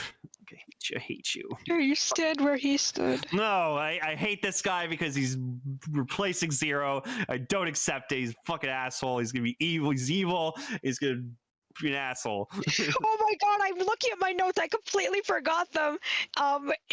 It's 3. He sort of looks like Ian McKinley. I don't recognize the name. No. Okay, have you ever seen Final Destination 3? No. No, okay, I don't like those movies. I will get you a picture of him. All right, cool. We've been saying that he looks like very, very tired Genba from Boon Buncher. Yeah, he looks like Gemba if he tried to take back his whole planet by himself and failed miserably. Kinda. I see it. Decker, can you shop Aging 3's hair onto this guy? Oh my god, yes! I thought you were going to say shop 3's face onto his face. Is that this guy, depending on the timeline, but in the most commonly considered canon timeline of Final Destination 3, he is crushed by a giant sign in which the last thing he does is his dead arm gives the middle finger. So, the image Decker shared kind of makes him look more closer to 3, I think. Oh, I see it, yeah. I see it more. Yeah, he's Japanese Ian McKinley. Also, yeah, Rita's in it. Baku mouths off to 3, who then guts him, drops him to the floor, which then just launches him right into a dream immediately. which is funny because the next time Baku wakes up, he's like on the floor in his room. So I guess it's safe to assume that after 3 knocked Baku out, he dragged him out of the fucking pit back into his room. I also actually wrote down defend the comrades or the comrades. Yeah. So, yeah, that was there. So he wakes up as a student at Zenshi Gakuen, where Nem has been cast as the teacher, and she's kind of cute in that outfit. Yeah. Oh my god. I just realized Baku's dressed exactly like fucking Adam from the new Masters of the Universe movie. He's got the same shirt. Well, Baku's So jacket excited was for that movie, man. Baku's jacket in that scene was brown, not pink, but sure. He has the same hairstyle. It looks more pink than brown. They were school uniforms and they were definitely brown. It was like a light brown. No, but I mean the shirt when he's confronting 3. Oh, yeah. Okay, yeah, no, I see it. Yeah, I'm so stoked for the He-Man movie, dude. I saw people getting angry that there was a pronoun thing on his sign, but all I could think was, guys realize that's a joke on the fact he's He-Man, right? Yeah, and my from he/him to He-Man. And my joke because he's He-Man. My joke on that is, so we should start calling him he/him man. He/him and the Masters of I don't know. He/him man. Anyways, yeah. So we go into a dream of Lopo's. Apparently. Now, they attempt to bait you into thinking that this is Nausicaa's dream, but I immediately called that this was going to be about the friend, and this is further reinforced, but not yet confirmed, when Baku later talks to Nausicaa and she doesn't remember the dream. So yes, this is Kureha, who is Nausicaa's high school best friend, who they separated from the doomed Yuri dream. And yeah, she's played by the actress who was Rita in King Oger. Nice to see her again. Yeah, it was just very weird seeing Rita not covered up face-wise and just talking. I was like, oh my god. But still badass because she's just shooting a fucking revolver. Oh, and also we find out she's agent number 6. Yep. Which I think... Yeah, it got like taken from her memory, yeah. This pissed off my autistic brain because... She and Lopo were part of like a high school basketball team. They were like they had the chance to go like a university basketball and stuff like that. So her jersey had the number 4 on it, but I feel like they should have made it 6, kind of like hint. Yeah, she's agent number 6. I think that would have been a nice little nod. That would have been real nice and so effortless. Was the 4 a reference to being a death game? Maybe. I feel like because they don't like the number 4. That's right. Good eye, Emily. Good eye. I don't know, man. So speaking of Death Game, this episode just turns into fucking Danganronpa real quick. Yeah, if I post it, it's like Danganronpa, except they give them guns and also they don't have to kill each other, just kill one person. I just love that Kureha gets a fucking fully loaded revolver, Nausicaa gets a metal bat, and other people get like a helmet and a Pico joke hammer and all kinds of terrible weapons. But I love for like all of this episode, like she gets the gun and then like she wants to use it, but everyone's like, no, don't use the gun. Guns are bad. What really weirded me about it is the fact that not only did she get a gun fully loaded, but apparently she just had spare bullets on her. Oh yeah, that's a good point. Yeah, no, if this was more unfair, they would have only given her like the first round of bullets.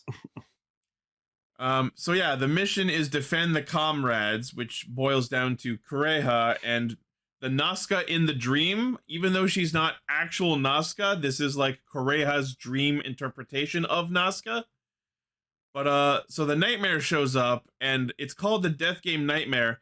I think this one is Den-O, because it had a lot of different elements around the lower face and chest that looked like Momotaro's. Danganrita. Danganrita. There's the episode name. There we go. That's pretty good. I like that, yeah. Also, the voice actor for the nightmare sounded very familiar. Yeah, if anyone has any more insight on that, let me know.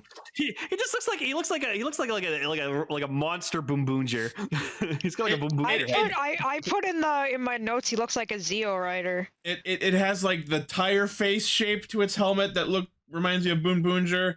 the whole doing a death game thing is kind of Ryuki. And then another boom red. And then also, it was shared earlier, but at one point, Kureha literally says the Ryuki tagline of "If you don't fight, you won't survive."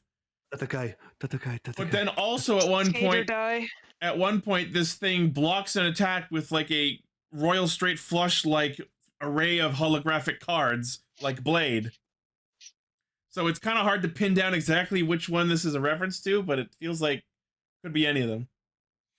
Also, yeah, so that one was the one affecting Kureha, and then meanwhile, also in like the decode headquarters, we're calling it until we get an official name, Lady spawns this other nightmare, which is a fucking hell creature with very creepy eyes that I hate. Oh yeah, it's like weirdly cool. No. Yeah, I kind of like it. I'm sorry.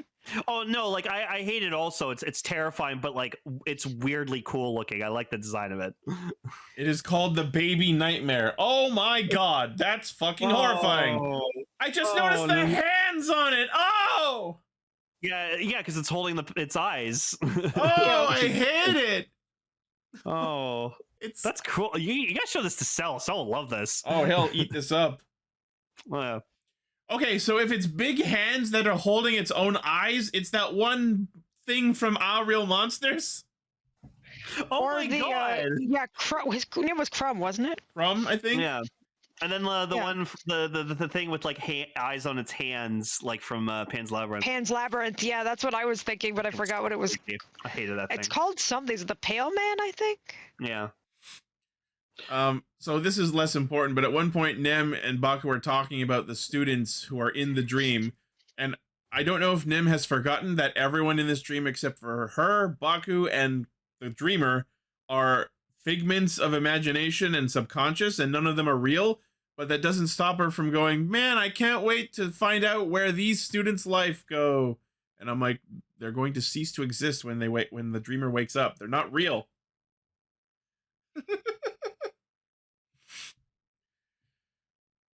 Yeah, so the fucking Death Game Nightmare shows up, straight up Monokuma style, even to the point where they're all gathered in a gym and then he shows up on the stage, just like Danganronpa.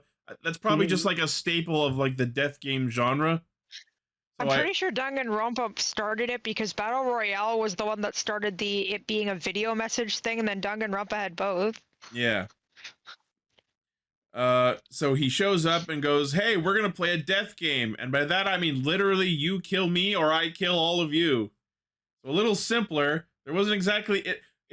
I think we kind of struggle to call it a death game. It's literally just wanton murder. At least with Danganronpa, there was a class trial. No, there's no game here. It's literally just try to kill me and I'll try to kill you. It's not really... It is, I guess, a bit more like Battle Royale, but even that had some rules involved. I will say, it was kind of fucking badass when he punctuated his speech with the goddamn reverse dunk, or not dunk, but he throws the basketball backwards behind him, it goes through the hoop, and then fucking explodes. Yeah, and then the real world, apparently the gym blew up, so... Yeah. So, as he starts just indiscriminately murdering these high school students, as you do, they start vanishing from, like, the real-life graduation album. So, I thought that this meant that they were dying, but apparently they come back after they solve this whole thing. But for a while, there was a good point where I was like, so are you telling me that because the dream cognitive versions of all of her classmates are being murdered in the dream, the actual real-life versions of all of these students just fucking die? Through no fault of their own? Yep. That is savage if that was what was happening. Mm-hmm. Imagine going to sleep and because a monster has invaded the dream of some asshole you went to high school with and murdered a dream clone of you, you just fucking died. How do you wake up dead? Because you're alive when you go to sleep. So what, you go to bed dead, you wake up alive? You can't go to bed dead. I mean, if you die in your sleep, you just don't wake up. You die in your sleep, you die for real. That's basically what's happening. That's the plot of this entire. I almost said anime. It's more like if you die in her sleep, you die for real. Okay, I want to say this right now. Anyone who dreams about me, don't kill me, please, in the dream. Well, we don't decide that. I obviously wouldn't. Oh, want you that know what? to I just happen. now put my death into your subconscious, so now you're gonna dream about me dying. So Yep. I'm gonna No. wake up dead tomorrow. Thanks, guys. Wake up dead, yes. And then you're gonna be like, or Lane Bethune, I was killed on my. Damn, put my last name out there. Shit. Oh crap! That's You okay. can censor that. You can censor that. Yeah. So Decker's Lane Cat. No, you're Lane Castranger. That's right, Great Caster Roland. Yeah, Decker's showing it here. So yeah, freaking Nox gets gun power up, and Okay. sucks. I don't know if we talked about this, but apparently it's been said that Nox's like weapon power-ups are nods to like shadow puppets.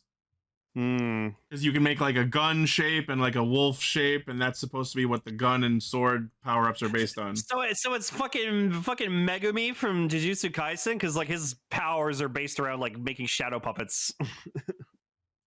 I guess. Okay. Yeah. So Nazca finds Kureha IRL, or like in the waking world, at the scene of the high school having exploded because of the sick, nasty fucking 3-pointer. Nope. And then we find out that Kureha, after separating from Nazca when they graduated, she became a journalist. I think what we end up finding out is that she became a journalist in order to investigate the black cases. But I love that Fujimi tries to solve it, and you can immediately tell that he's way off base, because this was the point where it became very clear that Nazca was not the dreamer in this case, even though they were trying to bait us into thinking that. Yeah, so we go back into the dream, and Kureha resolves to fight with the power of anime and this gun I found. Yeah. That's so true.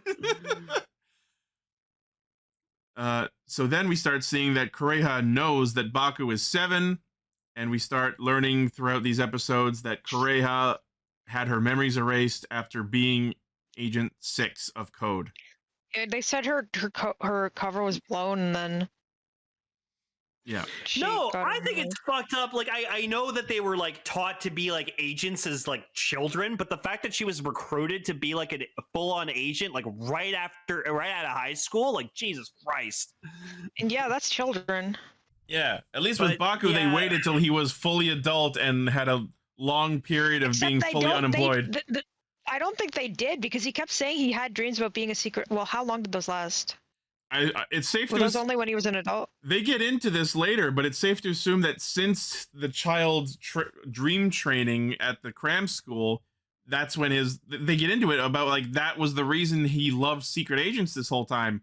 So now we're starting to get this in his brain. Yeah, we're starting to get into this whole theming of like, is everything about me implanted by code, or am I who I really am? You know what I mean? Which I think is a very interesting. Well, Nox doesn't want to erase wipe Baku's mind, because like he sort of is interested in him, because he's like fascinated by like his kind of morals and how he is. He's just like he feels like he can change him. It feels like there's a seed of Odaka eventually becoming a good guy, because he hates code, sure, but he acknowledges that Baku hasn't done anything wrong. That's why, because the thing with Zero that I like is that yes, Zero's like a part of this evil, like bad, like agent organization, but like he was kind of mentoring Baku almost in a way where it was making it feel like what he's doing is like right, even though he was like telling him to also like, you know, finish the mission. Mission always comes first, but like, you know, he was good. But like 3 just seems like a straight up like fucking asshole, and I feel like he's gonna like they're gonna all turn the lords and like fight Zeztz, and then like he's gonna be like, oh my god, code's bad. Yeah, I gotta get rid of these guys. And Nox is like, come, I'll show you the way. I'll show you the ways. No, it honestly could be a thing where like a reverse thing where Nox will be like the secondary rider, is like the mentor to the main rider. So maybe this could go in a bunch of different directions. I'm excited to see where it does. Yeah. So apparently, the death game nightmare was targeting Kureha specifically in order to remind her of her memories as Agent 6, which is interesting because so we've established that the nightmares are all being sent by the lady of Decode. We're calling it Decode. Mrs. Lady, if you will. Dr. Mrs. the Lady? Dr. Mrs. Agent Lady. Yes. Yeah, First so name the. Yeah, it's like a reawakening of the sleeper agent kind of thing. You know what? The is like in big, heavy air quotes, like the lady. Like that's the nickname? Yeah, the. But that is your real name. It's just like, it isn't my real name. Oh. But what I'm wondering is, what is the purpose of reawakening her? Is it just to recruit her so that they can have her join them in the fight against Code? That's what I'm thinking. Possibly. Maybe. So yeah, the nightmare, the purpose of having it attack her dreams is to remind her of her memories as Agent 6, which I guess they succeed in doing. And then we just need to have the lady just at the like whoever the final endgame villain is, if it's like her or something like someone else, just fucking Ivanhoe. Welcome to my nightmare. So Odaka tells Nem that the nightmares are being spawned from her subconscious, which I believe we did see in an earlier episode, that the butterflies were coming out of her. So now we have this whole thing about Nemu feeling guilty about, even though she's not causing it, she is the source of it. And then just like, and Emily will agree with me. What's that, Nemu? A knife? No! Exactly. Yeah, we see what you have. Knife out of nowhere, and I was like, She pulls a knife and it feels like she's gonna go fucking kill herself. No, I saw her pull up that knife and I was like, what are you doing? Can we not? And then just immediately fucking Baku's like, no. That's not for baby. That's unsafe. Bad Nem. Go to your bed? But no, obviously it's making like so much sense that like Nem is like the big, like the MacGuffin of the show. Yeah. Everything's centered around her. She's the answer. She's the key. By the way, I love that her like teacher outfit has like goddamn Pokemon badges all over it. Oh no, her in with those glasses and in that teacher outfit, she's so cute. That's what I was saying earlier. Yeah, so pretty. Yeah. Yeah. Yeah, so this is when we start to get into Baku realizing that his love of spies and agents was likely implanted into him through Code's dream learning when he was in the cram school. And Kureha was also a student at that. Yeah, if you look at the colors of all of Nem's pins on her jacket, they're all the King Ocher colors. Oh, neat. My God. I did not notice. notice. Oh my God. Oh yeah, and the R's for Rita. Oh, that's cute. That's nice. They made a little King Oger Easter egg in Zeztz. It's interesting that that's on Nem and not Rita's actress. Well, no, because then it'd be too obvious. It's one of it's too obvious to have that Leonardo DiCaprio whoop moment. Sure. So that's cool. So yeah, Baku decides to go see a therapist, and by therapist we mean the woman who talked to him for 5 minutes the previous episode. The therapist. Dr. Mrs. the therapist. Yeah, Dr. Mrs. the therapist, Esquire, the third. I was gonna say Esquire, but I thought that was a bit much. Nah. And he proceeds to recite to her the opening narration of Kingdom Hearts. And then I've been having these Hold on, wait, let me finish. Let me finish this bit. I've been having these really weird dreams lately. Like, is any of this for real or not? Exactly. Far off memories, like a scattered when dream. You walk away. No, and then she proceeds to just do what every generic fucking therapist says. How do you feel about that? When you said what every generic therapist does, my immediate response was going to be hypnotize their patients? Don't know. Not this time, at least. I was thinking about that Mad TV like Sopranos skit. See you next week. Yep. But yeah, she does this whole. She attempts to hypnotize him, and she's like, "Remember, your life belongs to you." And then woobly woobly woo. Remember, your life belongs to you, but it actually belongs to me. What?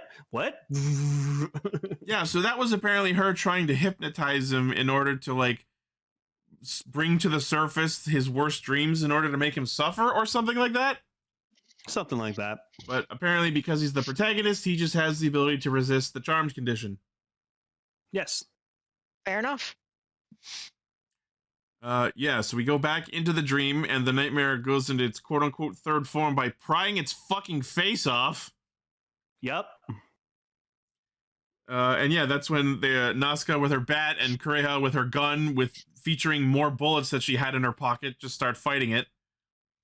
I mean, it's her dream. She can dream up more bullets if she wants. Sure. But if that's the case, why doesn't she just dream up a better gun? I don't know, because she's scared. But anyways, it was kind of cool seeing the two of them like team up, but it just like wasn't enough. I'm like, where's Baku, man? Yeah, it was kind of a fun thing where it's like the melee and the ranged fighters teaming up. Yeah. So Baku saves her from the attack that would have killed her and opened the final mind door. Yep. And then we get to see Zeztz plasma. Oh, by the way, I didn't mention he used barrier last week, and then like the barrier capsum got like dropped and stolen by Nox. Yeah. Oh, I forgot that too. Yoink. But, Again, he stole another green capsum. Yeah. What do you got about green? No. Got against green? By the way, we got No, it's because all the green capsums are like busted. Yeah. We got to see. We also got to see in an earlier fight. We got to see Stream again, so it was nice to see a blue form again. Oh, dude! Every time I hear like the fucking standby and like the Henshin chime for Stream, it's just fucking so good. Yeah. It's good morning, Ryder. So we get a very cool fight scene of Zeztz plasma and the Death Game Nightmare, including him like messing around with the walls, shooting more exploding dice and cards and all this crap. And then we get to see Zeztz use the Greatsword mode where he combines the two weapons for the first time. Did you mention when Nox and the Nightmare left, like they like pulled the curtain, like the world like a curtain? Oh yeah, that was at the end of the earlier episode. That was a fucking sick shot. That's cool. I want them to do more shit like that where they like bend the reality of the dream world. Yeah, they were doing it a lot in like the first few episodes, and they stopped. And I'm just happy to see that. Well, back. yeah, they have to spread their budget out. So Yeah, I know it's a budget thing. It had the budget. It had such like going behind the curtain vibes that I loved. Yeah, that's so cool. There was also during this fight, there was this one bit where like they were falling and then they like broke the ground, which like dropped further into the earth, and that was cool. Oh, that was really cool. That's super cool. I honestly thought that shot wasn't long enough. I wanted to see more of that. That was probably also a budget thing. Yeah. Yeah, that's still cool. But they defeat the Death Game Nightmare, and then like all of the students in the graduation album come back, so I guess they're okay. They're not dead. Hooray, I guess. Yeah, it's because dreams can be reversed. I don't know. Sure. Toku does this all the fucking time, where no matter what chaos a monster causes, when you kill the monster, everything is undone. Except for the explosions, I guess. They've been doing that in Precure in the more recent seasons, and I don't know how I feel about it. Like, I obviously like that there's no damage, but it also is weird. Yeah, I know Sailor Moon did that a lot too. It did. Yeah. So everyone's back. Kureha entrusts her black case to Nazca and gives her a camera, which is a very nice, iconic bit.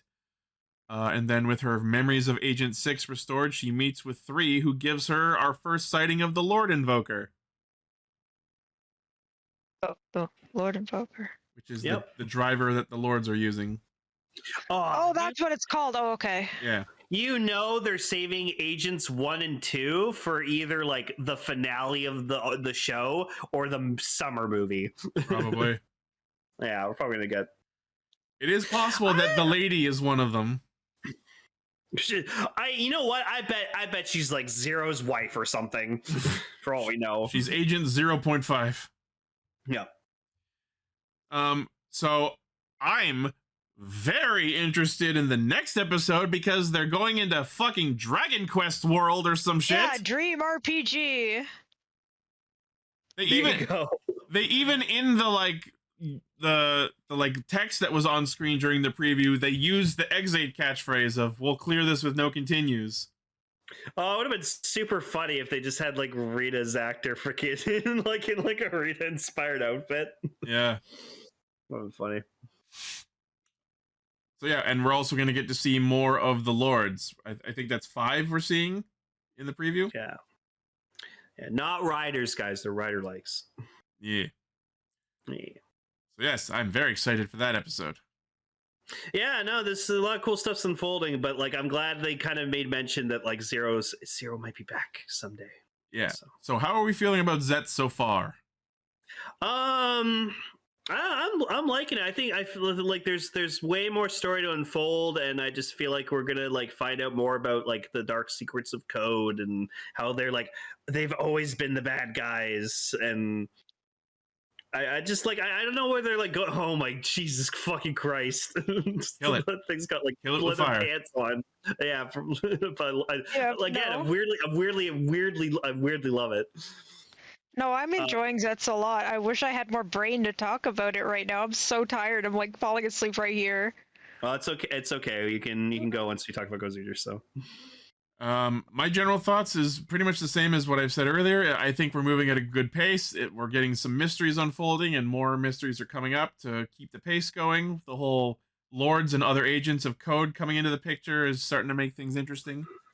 I don't know. So far, I don't think I'd put Zeztz in the list of my favorite series, but I do think we are proceeding at pace, and I'm looking forward to seeing what happens. It started out nice and simple, and the pace, like you said, the pace is good. It's amping up, not too fast like some other ones did, but not too slow either. all right, she gets the Code uniform. She gets like Baku's outfit. That's dope. Oh boy. Oh yeah, and apparently they were saying Agent 5. That was the Sono was one of Roku. the yeah, in Dawn Brothers. One of the yeah, he's Noto. that guy. He was the dumbass. All right. No. I think he was a dumb one. He downgraded from 6 to 5. He kind of threw a baby. Oh, that's right. Oh my god. Oh, Dawn Brothers. All right, take us in. Engage. Bye, Emily. Bye. Thanks, guys. Take care, everybody. Bye. Bye. Bye. Hail Sword. You know what? I think Decker asked if you wanted to be on, so I think we could let Decker be on for the Gozyuger's thing. An extra opinion. I'm so sorry. I meant to check. I've been catching up on so much shit that I ignored while I was on vacation.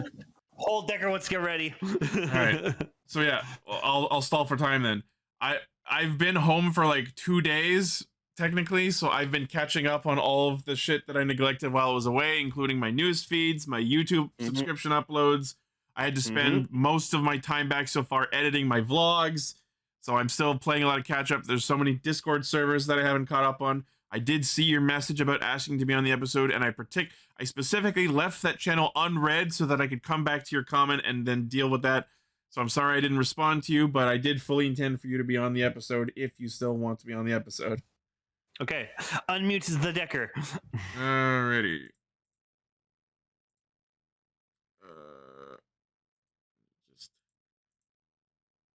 Decker's unmuted. I think you are unmuted now. Hello. Hi, Decker. Hey. Hello. Welcome. All right, so yeah, we got the. So I guess I'm surprised. I shouldn't be surprised that like Gozyuger would kind of end with them finally fighting each other. We're finally doing the thing. Oh my god, it took so long to get here, but we're finally actually having it out. We're finally in the end game, the arc where the Gozyugers actually fight each other to see who wins the whole goddamn ring war. And I have to say, Bad week. my general thoughts. I just want to get my general thoughts on these episodes so far is, I will say that Gozyuger has been kind of a nosedive for a long time, arguably since the start of the show. There's been some good bits, but I think on the most part, Gozyuger's been kind of nosediving in terms of its overall quality. But I will say that I do think this final arc that we're getting into is a little bit of like pulling the plane upwards out of the nosedive. I do think this was a pretty solid couple of episodes. We're finally. really good I mean, couple. they're very character focused. We are finally focusing on the thing that was the whole hook of the show. The fact that they're not a team, they are rivals, and only one of them will get their wish. But I do think another thing to consider about these episodes is now we finally have to put under a lens comparing their wishes to each other's.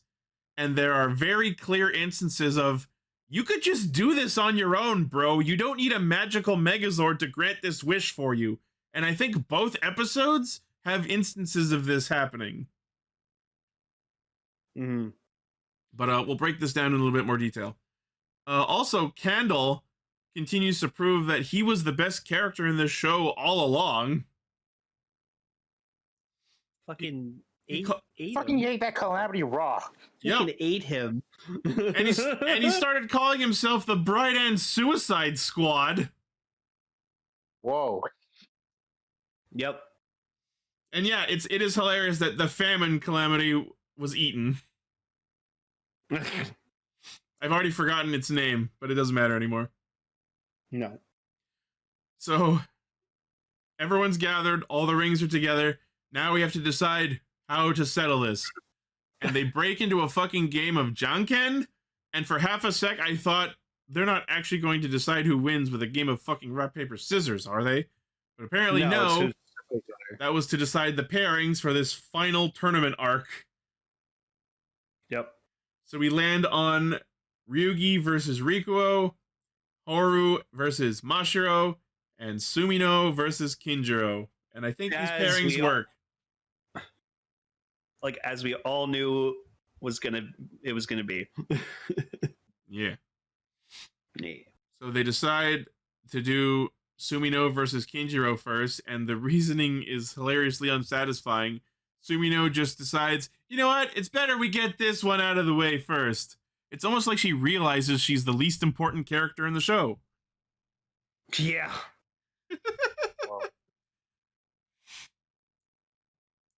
So Kinjiro immediately promptly bails, and most of the episode is focused on him realizing that he had no fucking idea what he was doing this whole time. Well, no, because he realized that like his wish was kind of like really stupid, because it's like, oh, I want to be like the best party goer. What does it mean to be the party people? Party people. Yeah, he's trying to find the meaning of like his wish. Yeah. Yeah, and then he's like realizing, but Sumino's is more meaningful. She wants her sister to wake up, and I'm like, yeah, it's kind of more important, dude. Yeah. This is the first instance of where we're actually putting a lens on comparing the wishes of the Gozyugers. You, Kinjiro, want to be a party people. Sumino is trying to awaken her comatose sister. This feels slightly more important. Just a little bit. Bro, just like join a swingers club or some shit. So then what's weird is, and like, so I didn't really I didn't see this episode until today, so I didn't really know, like, I knew it was going to be like between Sumino and Kinjiro, and they were like going to fight each other, and I was like, I knew one of them was going to lose, and I was like, okay, but I figured Kinjiro is probably going to lose. So what I thought was going to happen at the end of their fight was, oh, Kinjiro loses, he reverts back to being an old man, and then just decides to like be with his family and like his grandson, his son, and just like be with them. But they did give me that, but in the middle of the episode instead. So I was like, oh. Yeah, so the short version of it is he decides to just like go back to his well, not decides, his grandson happens to catch him as he's going back into his old man form. So he catches up with his family. He sees that his grandson is going into art school, and to really signify the change of his character since the beginning of the show, he is supportive and nice and helpful and loving, and it's very nice. Yeah. And I love that, like, as he's talking to them, he's like, so what? I went to a world you've never heard of. I flied. I shot a bow and arrow. And they're like, oh, Grandpa. Oh, Gramps. Let's get you to bed now. And then and then like who freaking like Shiny Knife and Sweet Cake or whatever freaking like coach him to like make him understand what he wants. It was weirdly sweet how they like bonded over their shared dilemmas that they were working through. Yeah. And I love that one bit where they were like narrating, like, maybe I should remain as Joji. That's probably what you're thinking, right? And then like he just like they make him kind of realize that, you know, it's like, oh, when like his wife was alive, like, you know, oh, she was the one who just like made me feel alive and happy, and like she just like her last words to me were just like, live life the way you want. And it turns out all I needed to be a party people was to have a wife who loved me. Well, no, he realized he was already a party people his whole life up until his wife's death. Yeah. So it kind of felt like we were leaning towards so what I need to do is find a new wife. Also, I loved the continuity in all the photos, even when he was younger, that he's just all like serious face in every picture. Yeah. Every single one. So I love the attention to continuity with that. Even when he was like they were a teenager, he was just still looked serious. And I was like, that's cute. Yeah. Sorry for not giving you too many opportunities to talk, Dicker. That's fine. I mean, you're pretty much saying everything I want to say. Now, yeah, no, Decker was saying earlier that like Kinjiro is like best green, and I have to agree with him. He's a pretty good green. Yeah, now, great too. I think we can all agree that Candle is one of, if not the best characters in the show, and the speech that he gives when he's talking to Bouquet and everyone in the ruins kind of hit hard. That, oh man, like the emotion there and just like the respect as he like bowed to them, but also was kind of like secretly hiding his true intentions from them. That scene was really, really good. But I do have to say one thing about Candle where he is right now. So apparently what he wants to do is continue to fight humans so he can turn the human world into a place where the eyes and the no ones can live freely. My immediate response to that is, why? You have no one world. That's where you're from. That's where you live. Why do you need the human world? Tegajun, but we also got to remember that Tegajun basically abandoned no one world, which is fine. Fire Candle rules the no one world now. Also, Ichi, no one world is generative AI slop. So are the bright ends. AI slop. So are the bright ends. It's their world. Which means we all hate them because they're also AI slop. Yeah, I think this is leading up to he just wants an excuse to fight Horu again, but he's just being a tsundere about it. Oh yeah, no, he totally just, that's his whole fucking reason to live. Is he just wants to fight Horu. But of course, because he's a stubborn fire-themed character, he's absolutely shit-ass at expressing his true feelings. Mm-hmm. But yeah, that whole like, oh, we might be enemies next time, and then he like bows to them. I almost broke into tears. So yeah, hope he doesn't die. While he's totally gonna die. while Kinjiro is talking to Knife and Cake, they decide to like put him through a combat trial in order to help him get inspired and discover the truth to his wish. Which I guess. So as they fight, which requires them to throw cakes and knives at him. It was like a fucking mobile minigame where it's like, dodge the knives, eat the cakes. No, literally, you know what I thought that this was gonna go? I thought he was gonna like switch his wish, like because like he like realized like, oh, he was like the happiest and like he was like a real party person or whatever, like when he was with his wife. I thought he was just gonna like change his wish to be like, you know what, I want my wife back. I know, and that would have been like really fucked up. Like, just being, but like, you know, he was very like mature, and he just like he sticks to his wish. He's like, no, just like my wife's gone, then she wants me to live my way. Or we could have gone even darker, where it's like, I want to die so I can be with my wife. Oh fuck! No, you know what? If this show had more balls, that's what they would have done. But that also falls into the category of you can just do that. You don't need take a sword to help you with that. No, you like you just see like Sumino like going in for a blow that wouldn't kill him, but he like goes in a bit further to make sure it kills him. Oh, he like pushes her blade deeper into him so she hits a vital. Yeah, he's like, thank you, Sumino. I can now join my wife. And then she's like, oh my god. I mean, we do see that he does basically throw the fight. And then she picks up his rings from on the ground, and on the Gozu Eagle ring, it's just drops of his blood. Oh god. Oh damn! That's the director's cut of this episode.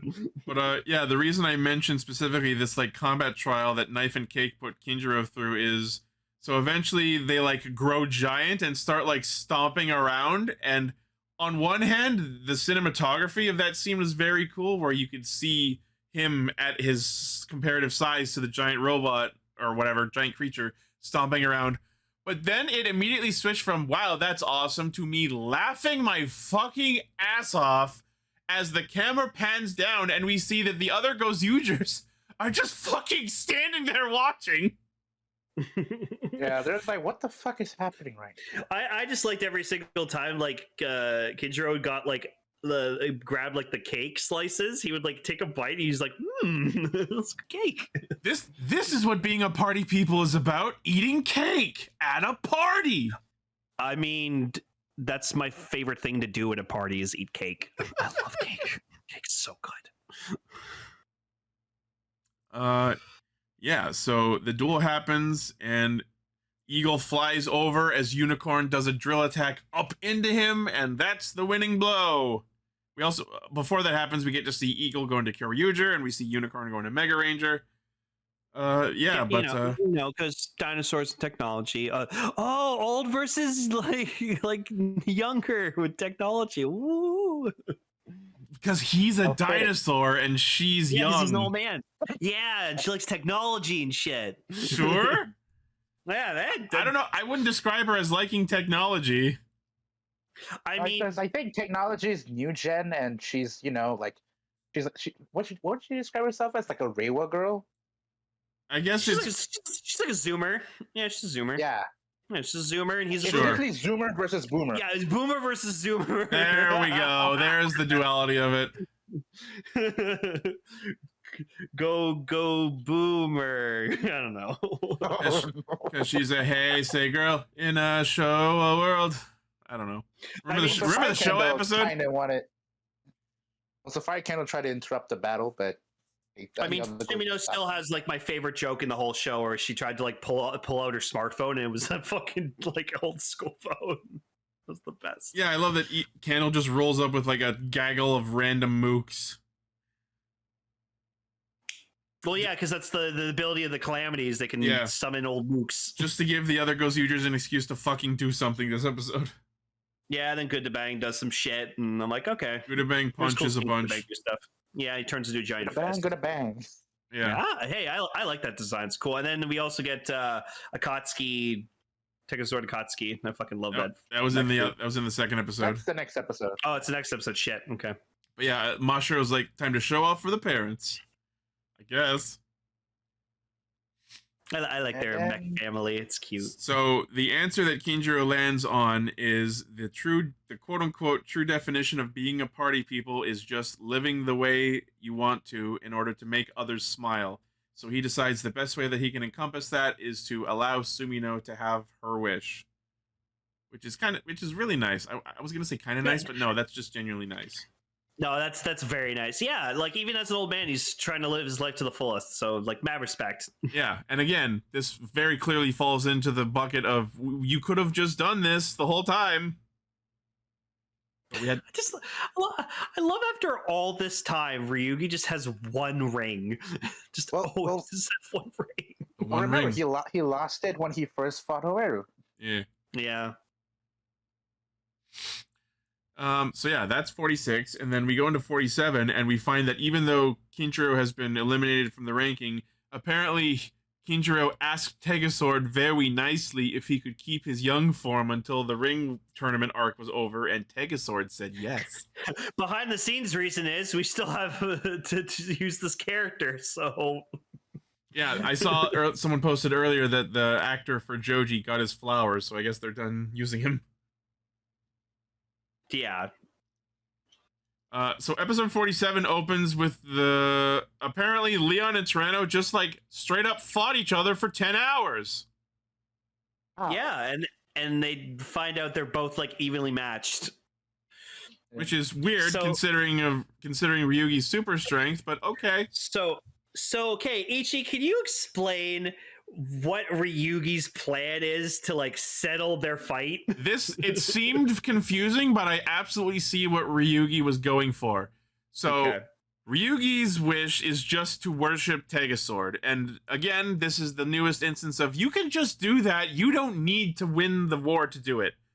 No, but Rico's he doesn't want to just he doesn't want himself to just worship Tegasword. He wants the whole fucking world to worship Tegasword. That sounds like a fucking villain. I'm going to convert everyone on the planet to my religion. Welcome to like... He's been a cultist since day one. Does that not sound like a villain? Correct. So as soon as I fucking saw what he was like, well, let me suggest let me finish explaining what's happening. So Ryugi's plan was, so Byakuya, your wish is to be the #1 idol. You used to be an idol. You were canceled, and all you need is a comeback. Add this to the very long pile of, we can just do this. We don't need the ring powers. So in order to do this, I'm gonna be your producer. Remember that I'm a fucking rich boy and I have money and connections. So I'm gonna be your producer and relaunch your career so that you can be an idol again. And in exchange for getting you back on top of the popularity charts without the powers of a magical wish, you will surrender and I will go on to the finals of the tournament. And as soon as I saw like what the music video they produced and released, my God, I'm sitting here and I look over at Ryugi and I'm like, you motherfucker, you are using Rikuo's fame to an idol, like to fucking spread the word of Tegasword. I don't give a fuck about that. What I care about is why the absolute fuck did Tegasword agree to do all of that in the video? It's gotta be AI, bros. It's gotta be AI. Was that AI generated? Then why didn't Tegasword see that and go, fuck you, smite? Because Tegasword's just enjoying every moment of this. I mean, Rico was even watching the video, and he kind of gives the vibe of, did I film this? Also, yeah, he's like, I don't think this is working, man. Also, like, I know that they've been fighting publicly whenever Megazord fights happen, but we're not really helping the whole, like, keeping the whole Power Ranger situation under wraps because they're just publicizing the fact that Rikuo the idol knows and works for the fucking Megazord. Yeah, yes, Eitaro. Tegasword should be holding hands with his AI generative wife that's a copy of himself. Does this mean who had incest and made a fucking son? Does this mean Tegasword is Tegasword poly? Yeah.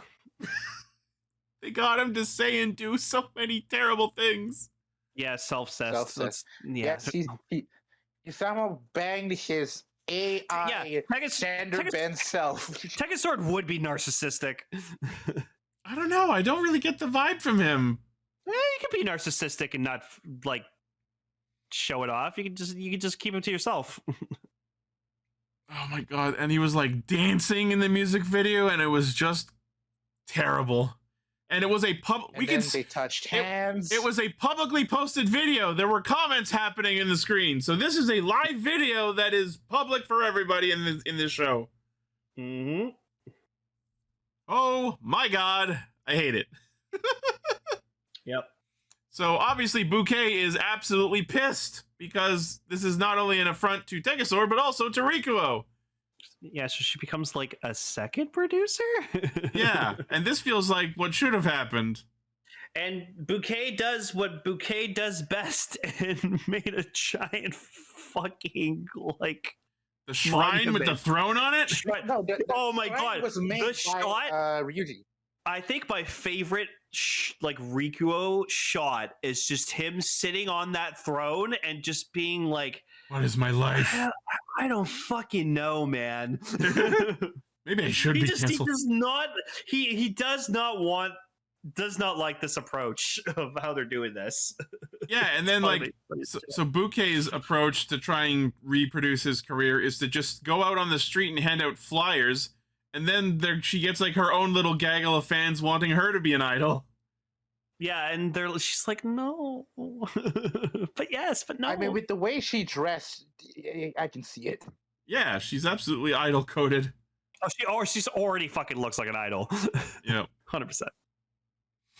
So as Rikuo is getting his career forcibly relaunched, this is where we start getting into some character development from him on a personal level, which is this whole time he's been trying to get his career back, but this is the first time he starts to think, so what happens after that? I could always just get canceled again and lose all my fans and sink back right where I started. And that's kind of, I can see how that would be a worry for someone in the public eye. You could be canceled for the smallest thing at any moment these days. Oh yeah. Especially these days. But yeah, so Bouquet and Ryugi, I guess, co-compose a new song for him, Never Ending Shine. Oh yeah, and the golden ding dong in this episode, Retsu Go-On, the Go-Onger one. I didn't even notice it. I don't remember there was a gold ding dong. Yep, and he even does like the road saber slashing attacks. That was cool. Okay, yeah, I honestly I don't remember this thing. His emblem is the eagle. Yeah, and Quiet Theorist in our Discord brings up a good point. Rikuo worrying about getting recanceled does make sense, but it does come out of kind of left field. There's never really been any hint before this episode that he was really worried about that. He was also worried about how if he goes back to become like a top idol again, what else can he do? Because he even thought of, what if people just stop liking him anymore? That's part of what I was saying earlier. It's like he could always get recanceled, or people could just stop liking him, and that's kind of something that's kind of part and parcel with being a performer of any sort.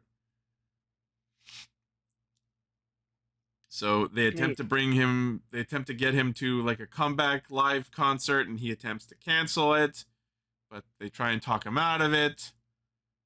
And that's when Retsu Go-On just shows up with another gang of mooks and decides that because Candle is fighting so hard for them to have a peaceful life in the human world, which again we don't need to do, you can just live in no one world.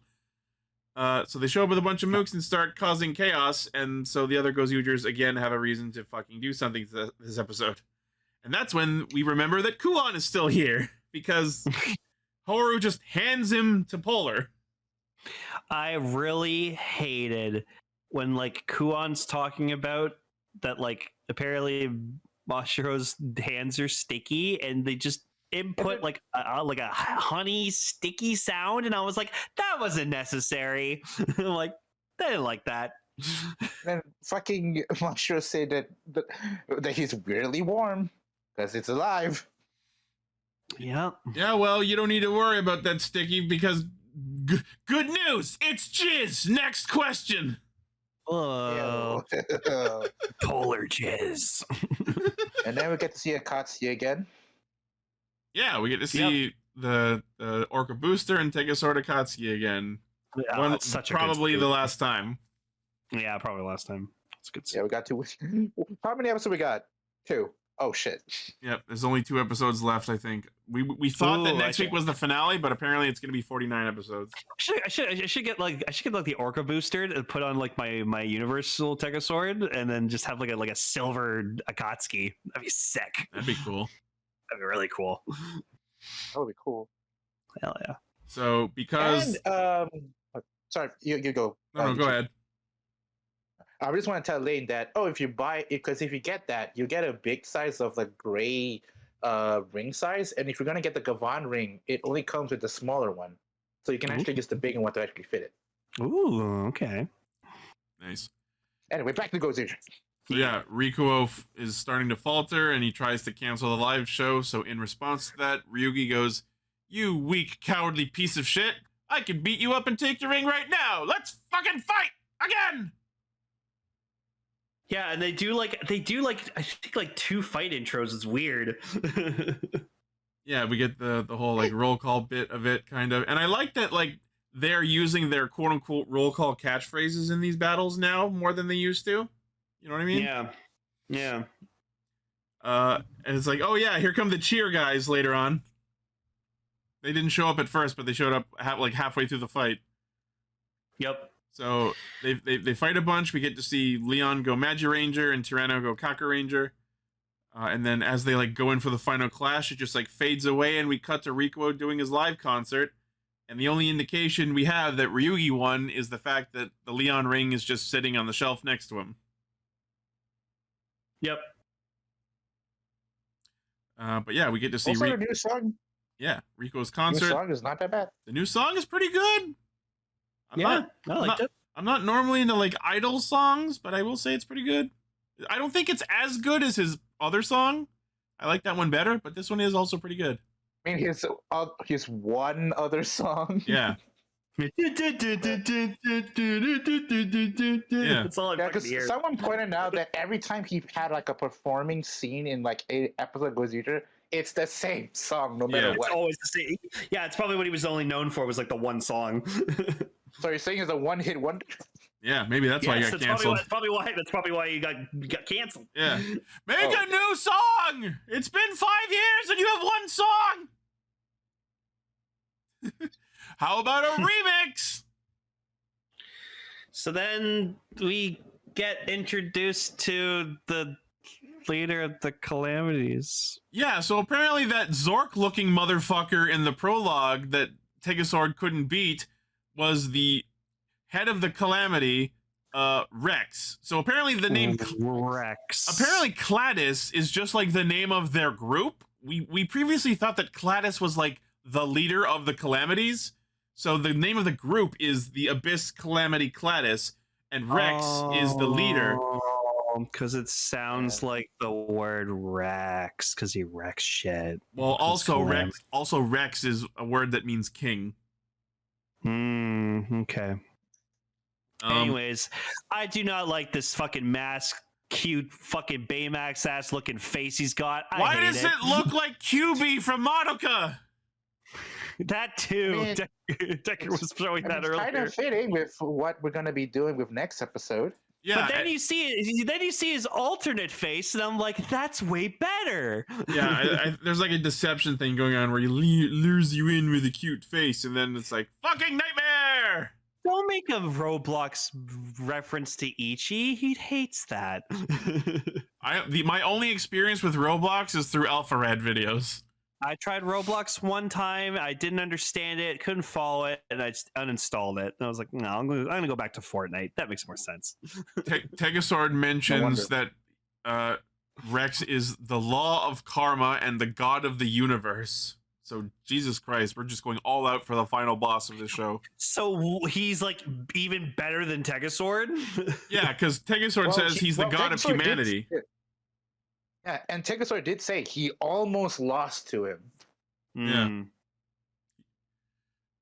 But yeah, there's throughout these episodes, there's been scenes where Mashiro like senses his presence, and then the second episode ends with Mashiro finally encountering him. And apparently next episode involves Kumade actually becoming a god, but maybe not in a good way. He's probably going to sacrifice himself to stop Rex so that everyone can continue fighting. No, I can't wait for Horu to walk up to Rex and just Horu the shit out of him. Just be like, who the fuck you think you are, motherfucker? He's gonna whore him out. Yeah. Why have we fucking used that as a reference the whole show? I'm sure we've said it at least once. So then Horu whored that guy out. Super hard. Yeah. No, this is why I like Horu is like one of my favorite characters and like one of my favorite Reds now. Because his name sounds like the word whore? No. I'm just saying because like just because of how his character is. Because I love he just lives, does whatever the fuck he wants, says whatever the fuck he wants, doesn't give a shit what anyone says. Like that's why it makes him such a strong character because he's just like he just doesn't give a fuck. As much as I want to support your thesis statement here, it's all well and good that a character does what the fuck they want and has irreverence for everybody, but it doesn't quite matter as much when whatever the fuck he wants to do is fully undefined. Yeah, that's what makes him so great. Because he's undefined. It makes him the blandest, most undefined motherfucker that's ever had the unfortunate circumstance of being the protagonist of a show. He just wants to make a little bit of money so he can just afford a good meal, and he also wanted his brother back, but then his brother turned out to be a fucking AI slop piece of shit. And then he turned him into a sword. That old chestnut. Happens to everyone. Mm-hmm. Also he saw his like mother figure die in his arms. That was also sad. Sure, that'll fuck you up real bad. And his father figure was Garo, and he turned Deca Red and was fucking sick. See what I'm trying to say here? Horu's great. I've been defending him since day fucking one. I could have a lot of good shit to say about him when we talk about the series overall. I applaud your dedication to fighting an absolutely losing battle. I'm going last when we talk about Horu. Cool. Hell yeah. Panera says, I love Horu. Statistically, somebody would. That's right. That's right. That's right. Hell yeah. Thank you, Panera. You two can enjoy your very small hill to die on. Yep. Oh my god. All right. Well, that is the end of Gozyuger for this week. What are we thinking about the show as we come rocketing towards the end of not only Gozyuger but Super Sentai? I mean, like I said, like I think it's been a great show, and it had it's had a few bumps in the road, but I think it's kind of like with the problem it had, it kind of like came back from it, and now we're gonna get like a really nice solid ending, and I think it's gonna like be a satisfying ending. I have a feeling. So I still like this show, even though it had some bumps. So yes, like CO2 said, it's a fun mess. What are your thoughts, Decker? Like ever since the situation happened, I stopped watching Gozyuger, and I've heard that there's a lot of things, but once I got back to it, it's like, I mean, it's still the same Gozyuger. It's just how seeing like how it's reaching its conclusion. There are some stuff that might like it could have been better and might have worked if it didn't happen. Like I like Garyuda, but I would say the entire story of Kuon was like just one big mess. Like Kuon is probably my least favorite character now. But with these last few episodes, like it reminded me that I do really like the Gozyuger as a team overall. I generally like all the characters in the show. Like I enjoyed the antics. And like the only thing I'm sad about Gozyuger is that I it could have been better if the idea of the overall show, like the whole universe war the whole universe war storyline and the Bryden and the Calamity, I feel like it could have been better if they restructure it in a way where it's like, because one of the problems that I saw a lot that people criticize about the show, and I do see it, is that there's too many things going on. Because we got to fight Bryden, but we also got to collect the rings, and then we got to fight the Calamity. And now that the Brydens are out of the picture, they're still kind of in the picture with Fire Candle. But even then, I'm still enjoying the show, and I wouldn't say it's terrible. I would say that it's a fun show that could have been better if it just had a better direction. Fair enough. I'm going to summarize my thoughts by expanding on my earlier metaphor where I referred to the show as taking a nosedive, because I'm very much still in airplane hating mode after my vacation flights were goddamn nightmares. The entirety of Gozyuger can be metaphorized by a plane that has lost control and is spiraling downwards towards the sea. Every now and then, there are a couple of moments where the turbulence stops, and for a brief couple of pleasant seconds, everything is smooth and nice and fun and good. But then the turbulence kicks back on, and you remember that you are spiraling towards the fucking ocean. Twirling towards destruction. And I will say that every now and then there's some bright moments of the plane getting control of itself for a brief moment and pointing that nose back upwards. But at this point, and for long past we are long past the point of this plane is never making it to the destination airport. We abandoned that with the Maya Sumino incident, or the Maya Imamori incident. The fact, once that happened, this plane has forever lost the chance of making it to its intended destination. But if these last couple of episodes keep up the trend of pointing the nose back up towards the destination, we just might, make a water landing with minimal casualties. Oh my god, we did have Mad Rex, that's right. Yeah, Rex and Mad Rex. Mad Rex was 10 times better. This metaphor was kind of a fucking mess, but that's also hilariously on brand for the point of the metaphor, so I hope you followed me on that. And Horror's the pilot. A pilot who does not have his license. And the plane is Tegasword. Take a plane. Yeah, take a plane.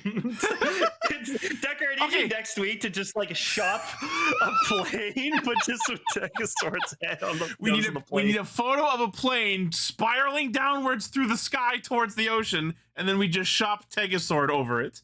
Like Tega Airlines. Yeah, in hand mode. Like it's just Master Hand flying through the fucking sky. I'm seeing in the Discord that everyone liked the metaphor. Thank you so much for going on this journey with me. Oh no, fucking on point, dude. 100% on point. We are absolutely going to crash into the ocean, but hopefully there will be minimal deaths involved with doing so, and then we can all swim to Gavan Island. Gavan Island. Gavan Island. Project Red Island. Yeah. Oh no. Oh god, it's the secret Toku island facility no one wants to know. The Gavan Island in the Project Red archipelago. There you go. The Gaviland. Wow. Even I got worried there for a minute, but I think I landed that. You did. Well done. Unlike Gozyuger that can't land because it's in a constant spiral. It's in a constant spiral. Look at it. That's gotta be the thumbnail. Man, well done, Decker. You are a fucking wizard. Yeah, I'll get a laugh react for everyone who used for that. Fuck, I'm dying. There you go. Oh my god. Okay, well, that is going to be Castranger for this week. Hell yeah, that was a long one, but we love the butt batteries with emotions, and we love Zeztz, we love Gozyuger. Well, everyone let us know in the comments what emotion you are from the batteries. I'm nonchalant as fuck. No, I'm flat because I want the flat one because I love it. All right, Jikai Radio Sentai Castranger. So our feature topic for next week is going to be the Gav movie, Invaders of the House of Snacks. We get to see Clorp. Yeah, Clorp. Yeah, Clorp. And we get to see Hexenheim, the coolest form Gav's ever had. It's pretty cool. And we'll get to see Zeztz show up because the cameo Zeztz in the movie. Yup. Yeah, we get to see Zeztz. Yeah. Half the show in. Yup. Okay, honestly, after I used my awesome Greycaster picture Decker made me for a long time. I may change my profile picture at some point to flat. Once we get like a clear scan of the face, I think. Yeah, hell yeah. That's hilarious. It's awesome. I love it. I can't wait to see what other ones we get. You know there's going to be more. They are going to fucking just... Oh, what's the word I'm looking for? Just smorgasbord us. Yeah, they're just gonna milk the fuck out of these things. I mean, look at Gozyuger. They're still making them. Quick, how many emotions exist? To the emotion Wikipedia. Is mayonnaise an emotion? We need a horny one. We need jealousy. God. No, God, please. There needs to be a hungry one, a thirsty one. Yeah, hunger, thirsty. Was there a sleepy one? Tired. Yeah, it's tired. Okay. That is tired. It's tired. Yeah. Yeah. Let me pull it up. I just love the best emotion of all, flat. I mean, but wait, if there's a flat one, does that mean there's also a round one? Maybe. It's so nonchalant. I can't get over that the lonely one is just called loneliness. There's loneliness and the optimism. Oh. All right. I'm just glad they're good size and you can click them. That makes me happy. Well, the 3 transform ones you can click. The other ones you have to rotate. Yeah. Okay. Anyways. All right. That's going to be it for Castranger this week. This episode was over 2.5 hours. Holy shit. Hell yeah. All right. I hope this was worth having to miss last week. Once again, I enjoyed my vacation, except for the flying parts. That's why I went so hard on the flying metaphor. All right. Thank you all for listening, watching, liking, favoriting, sharing, subscribing, hitting the bell, and being awesome. As always, the primary source of our hijinks is castranger.podbean.com. From there, you can find our Facebook, Discord, Twitter, Patreon, merch store, all of our cool shit. Let us know what you thought about these episodes in the comments. Let us know what you would like us to talk about in the future. Thank you all for being awesome, and we will see you next week.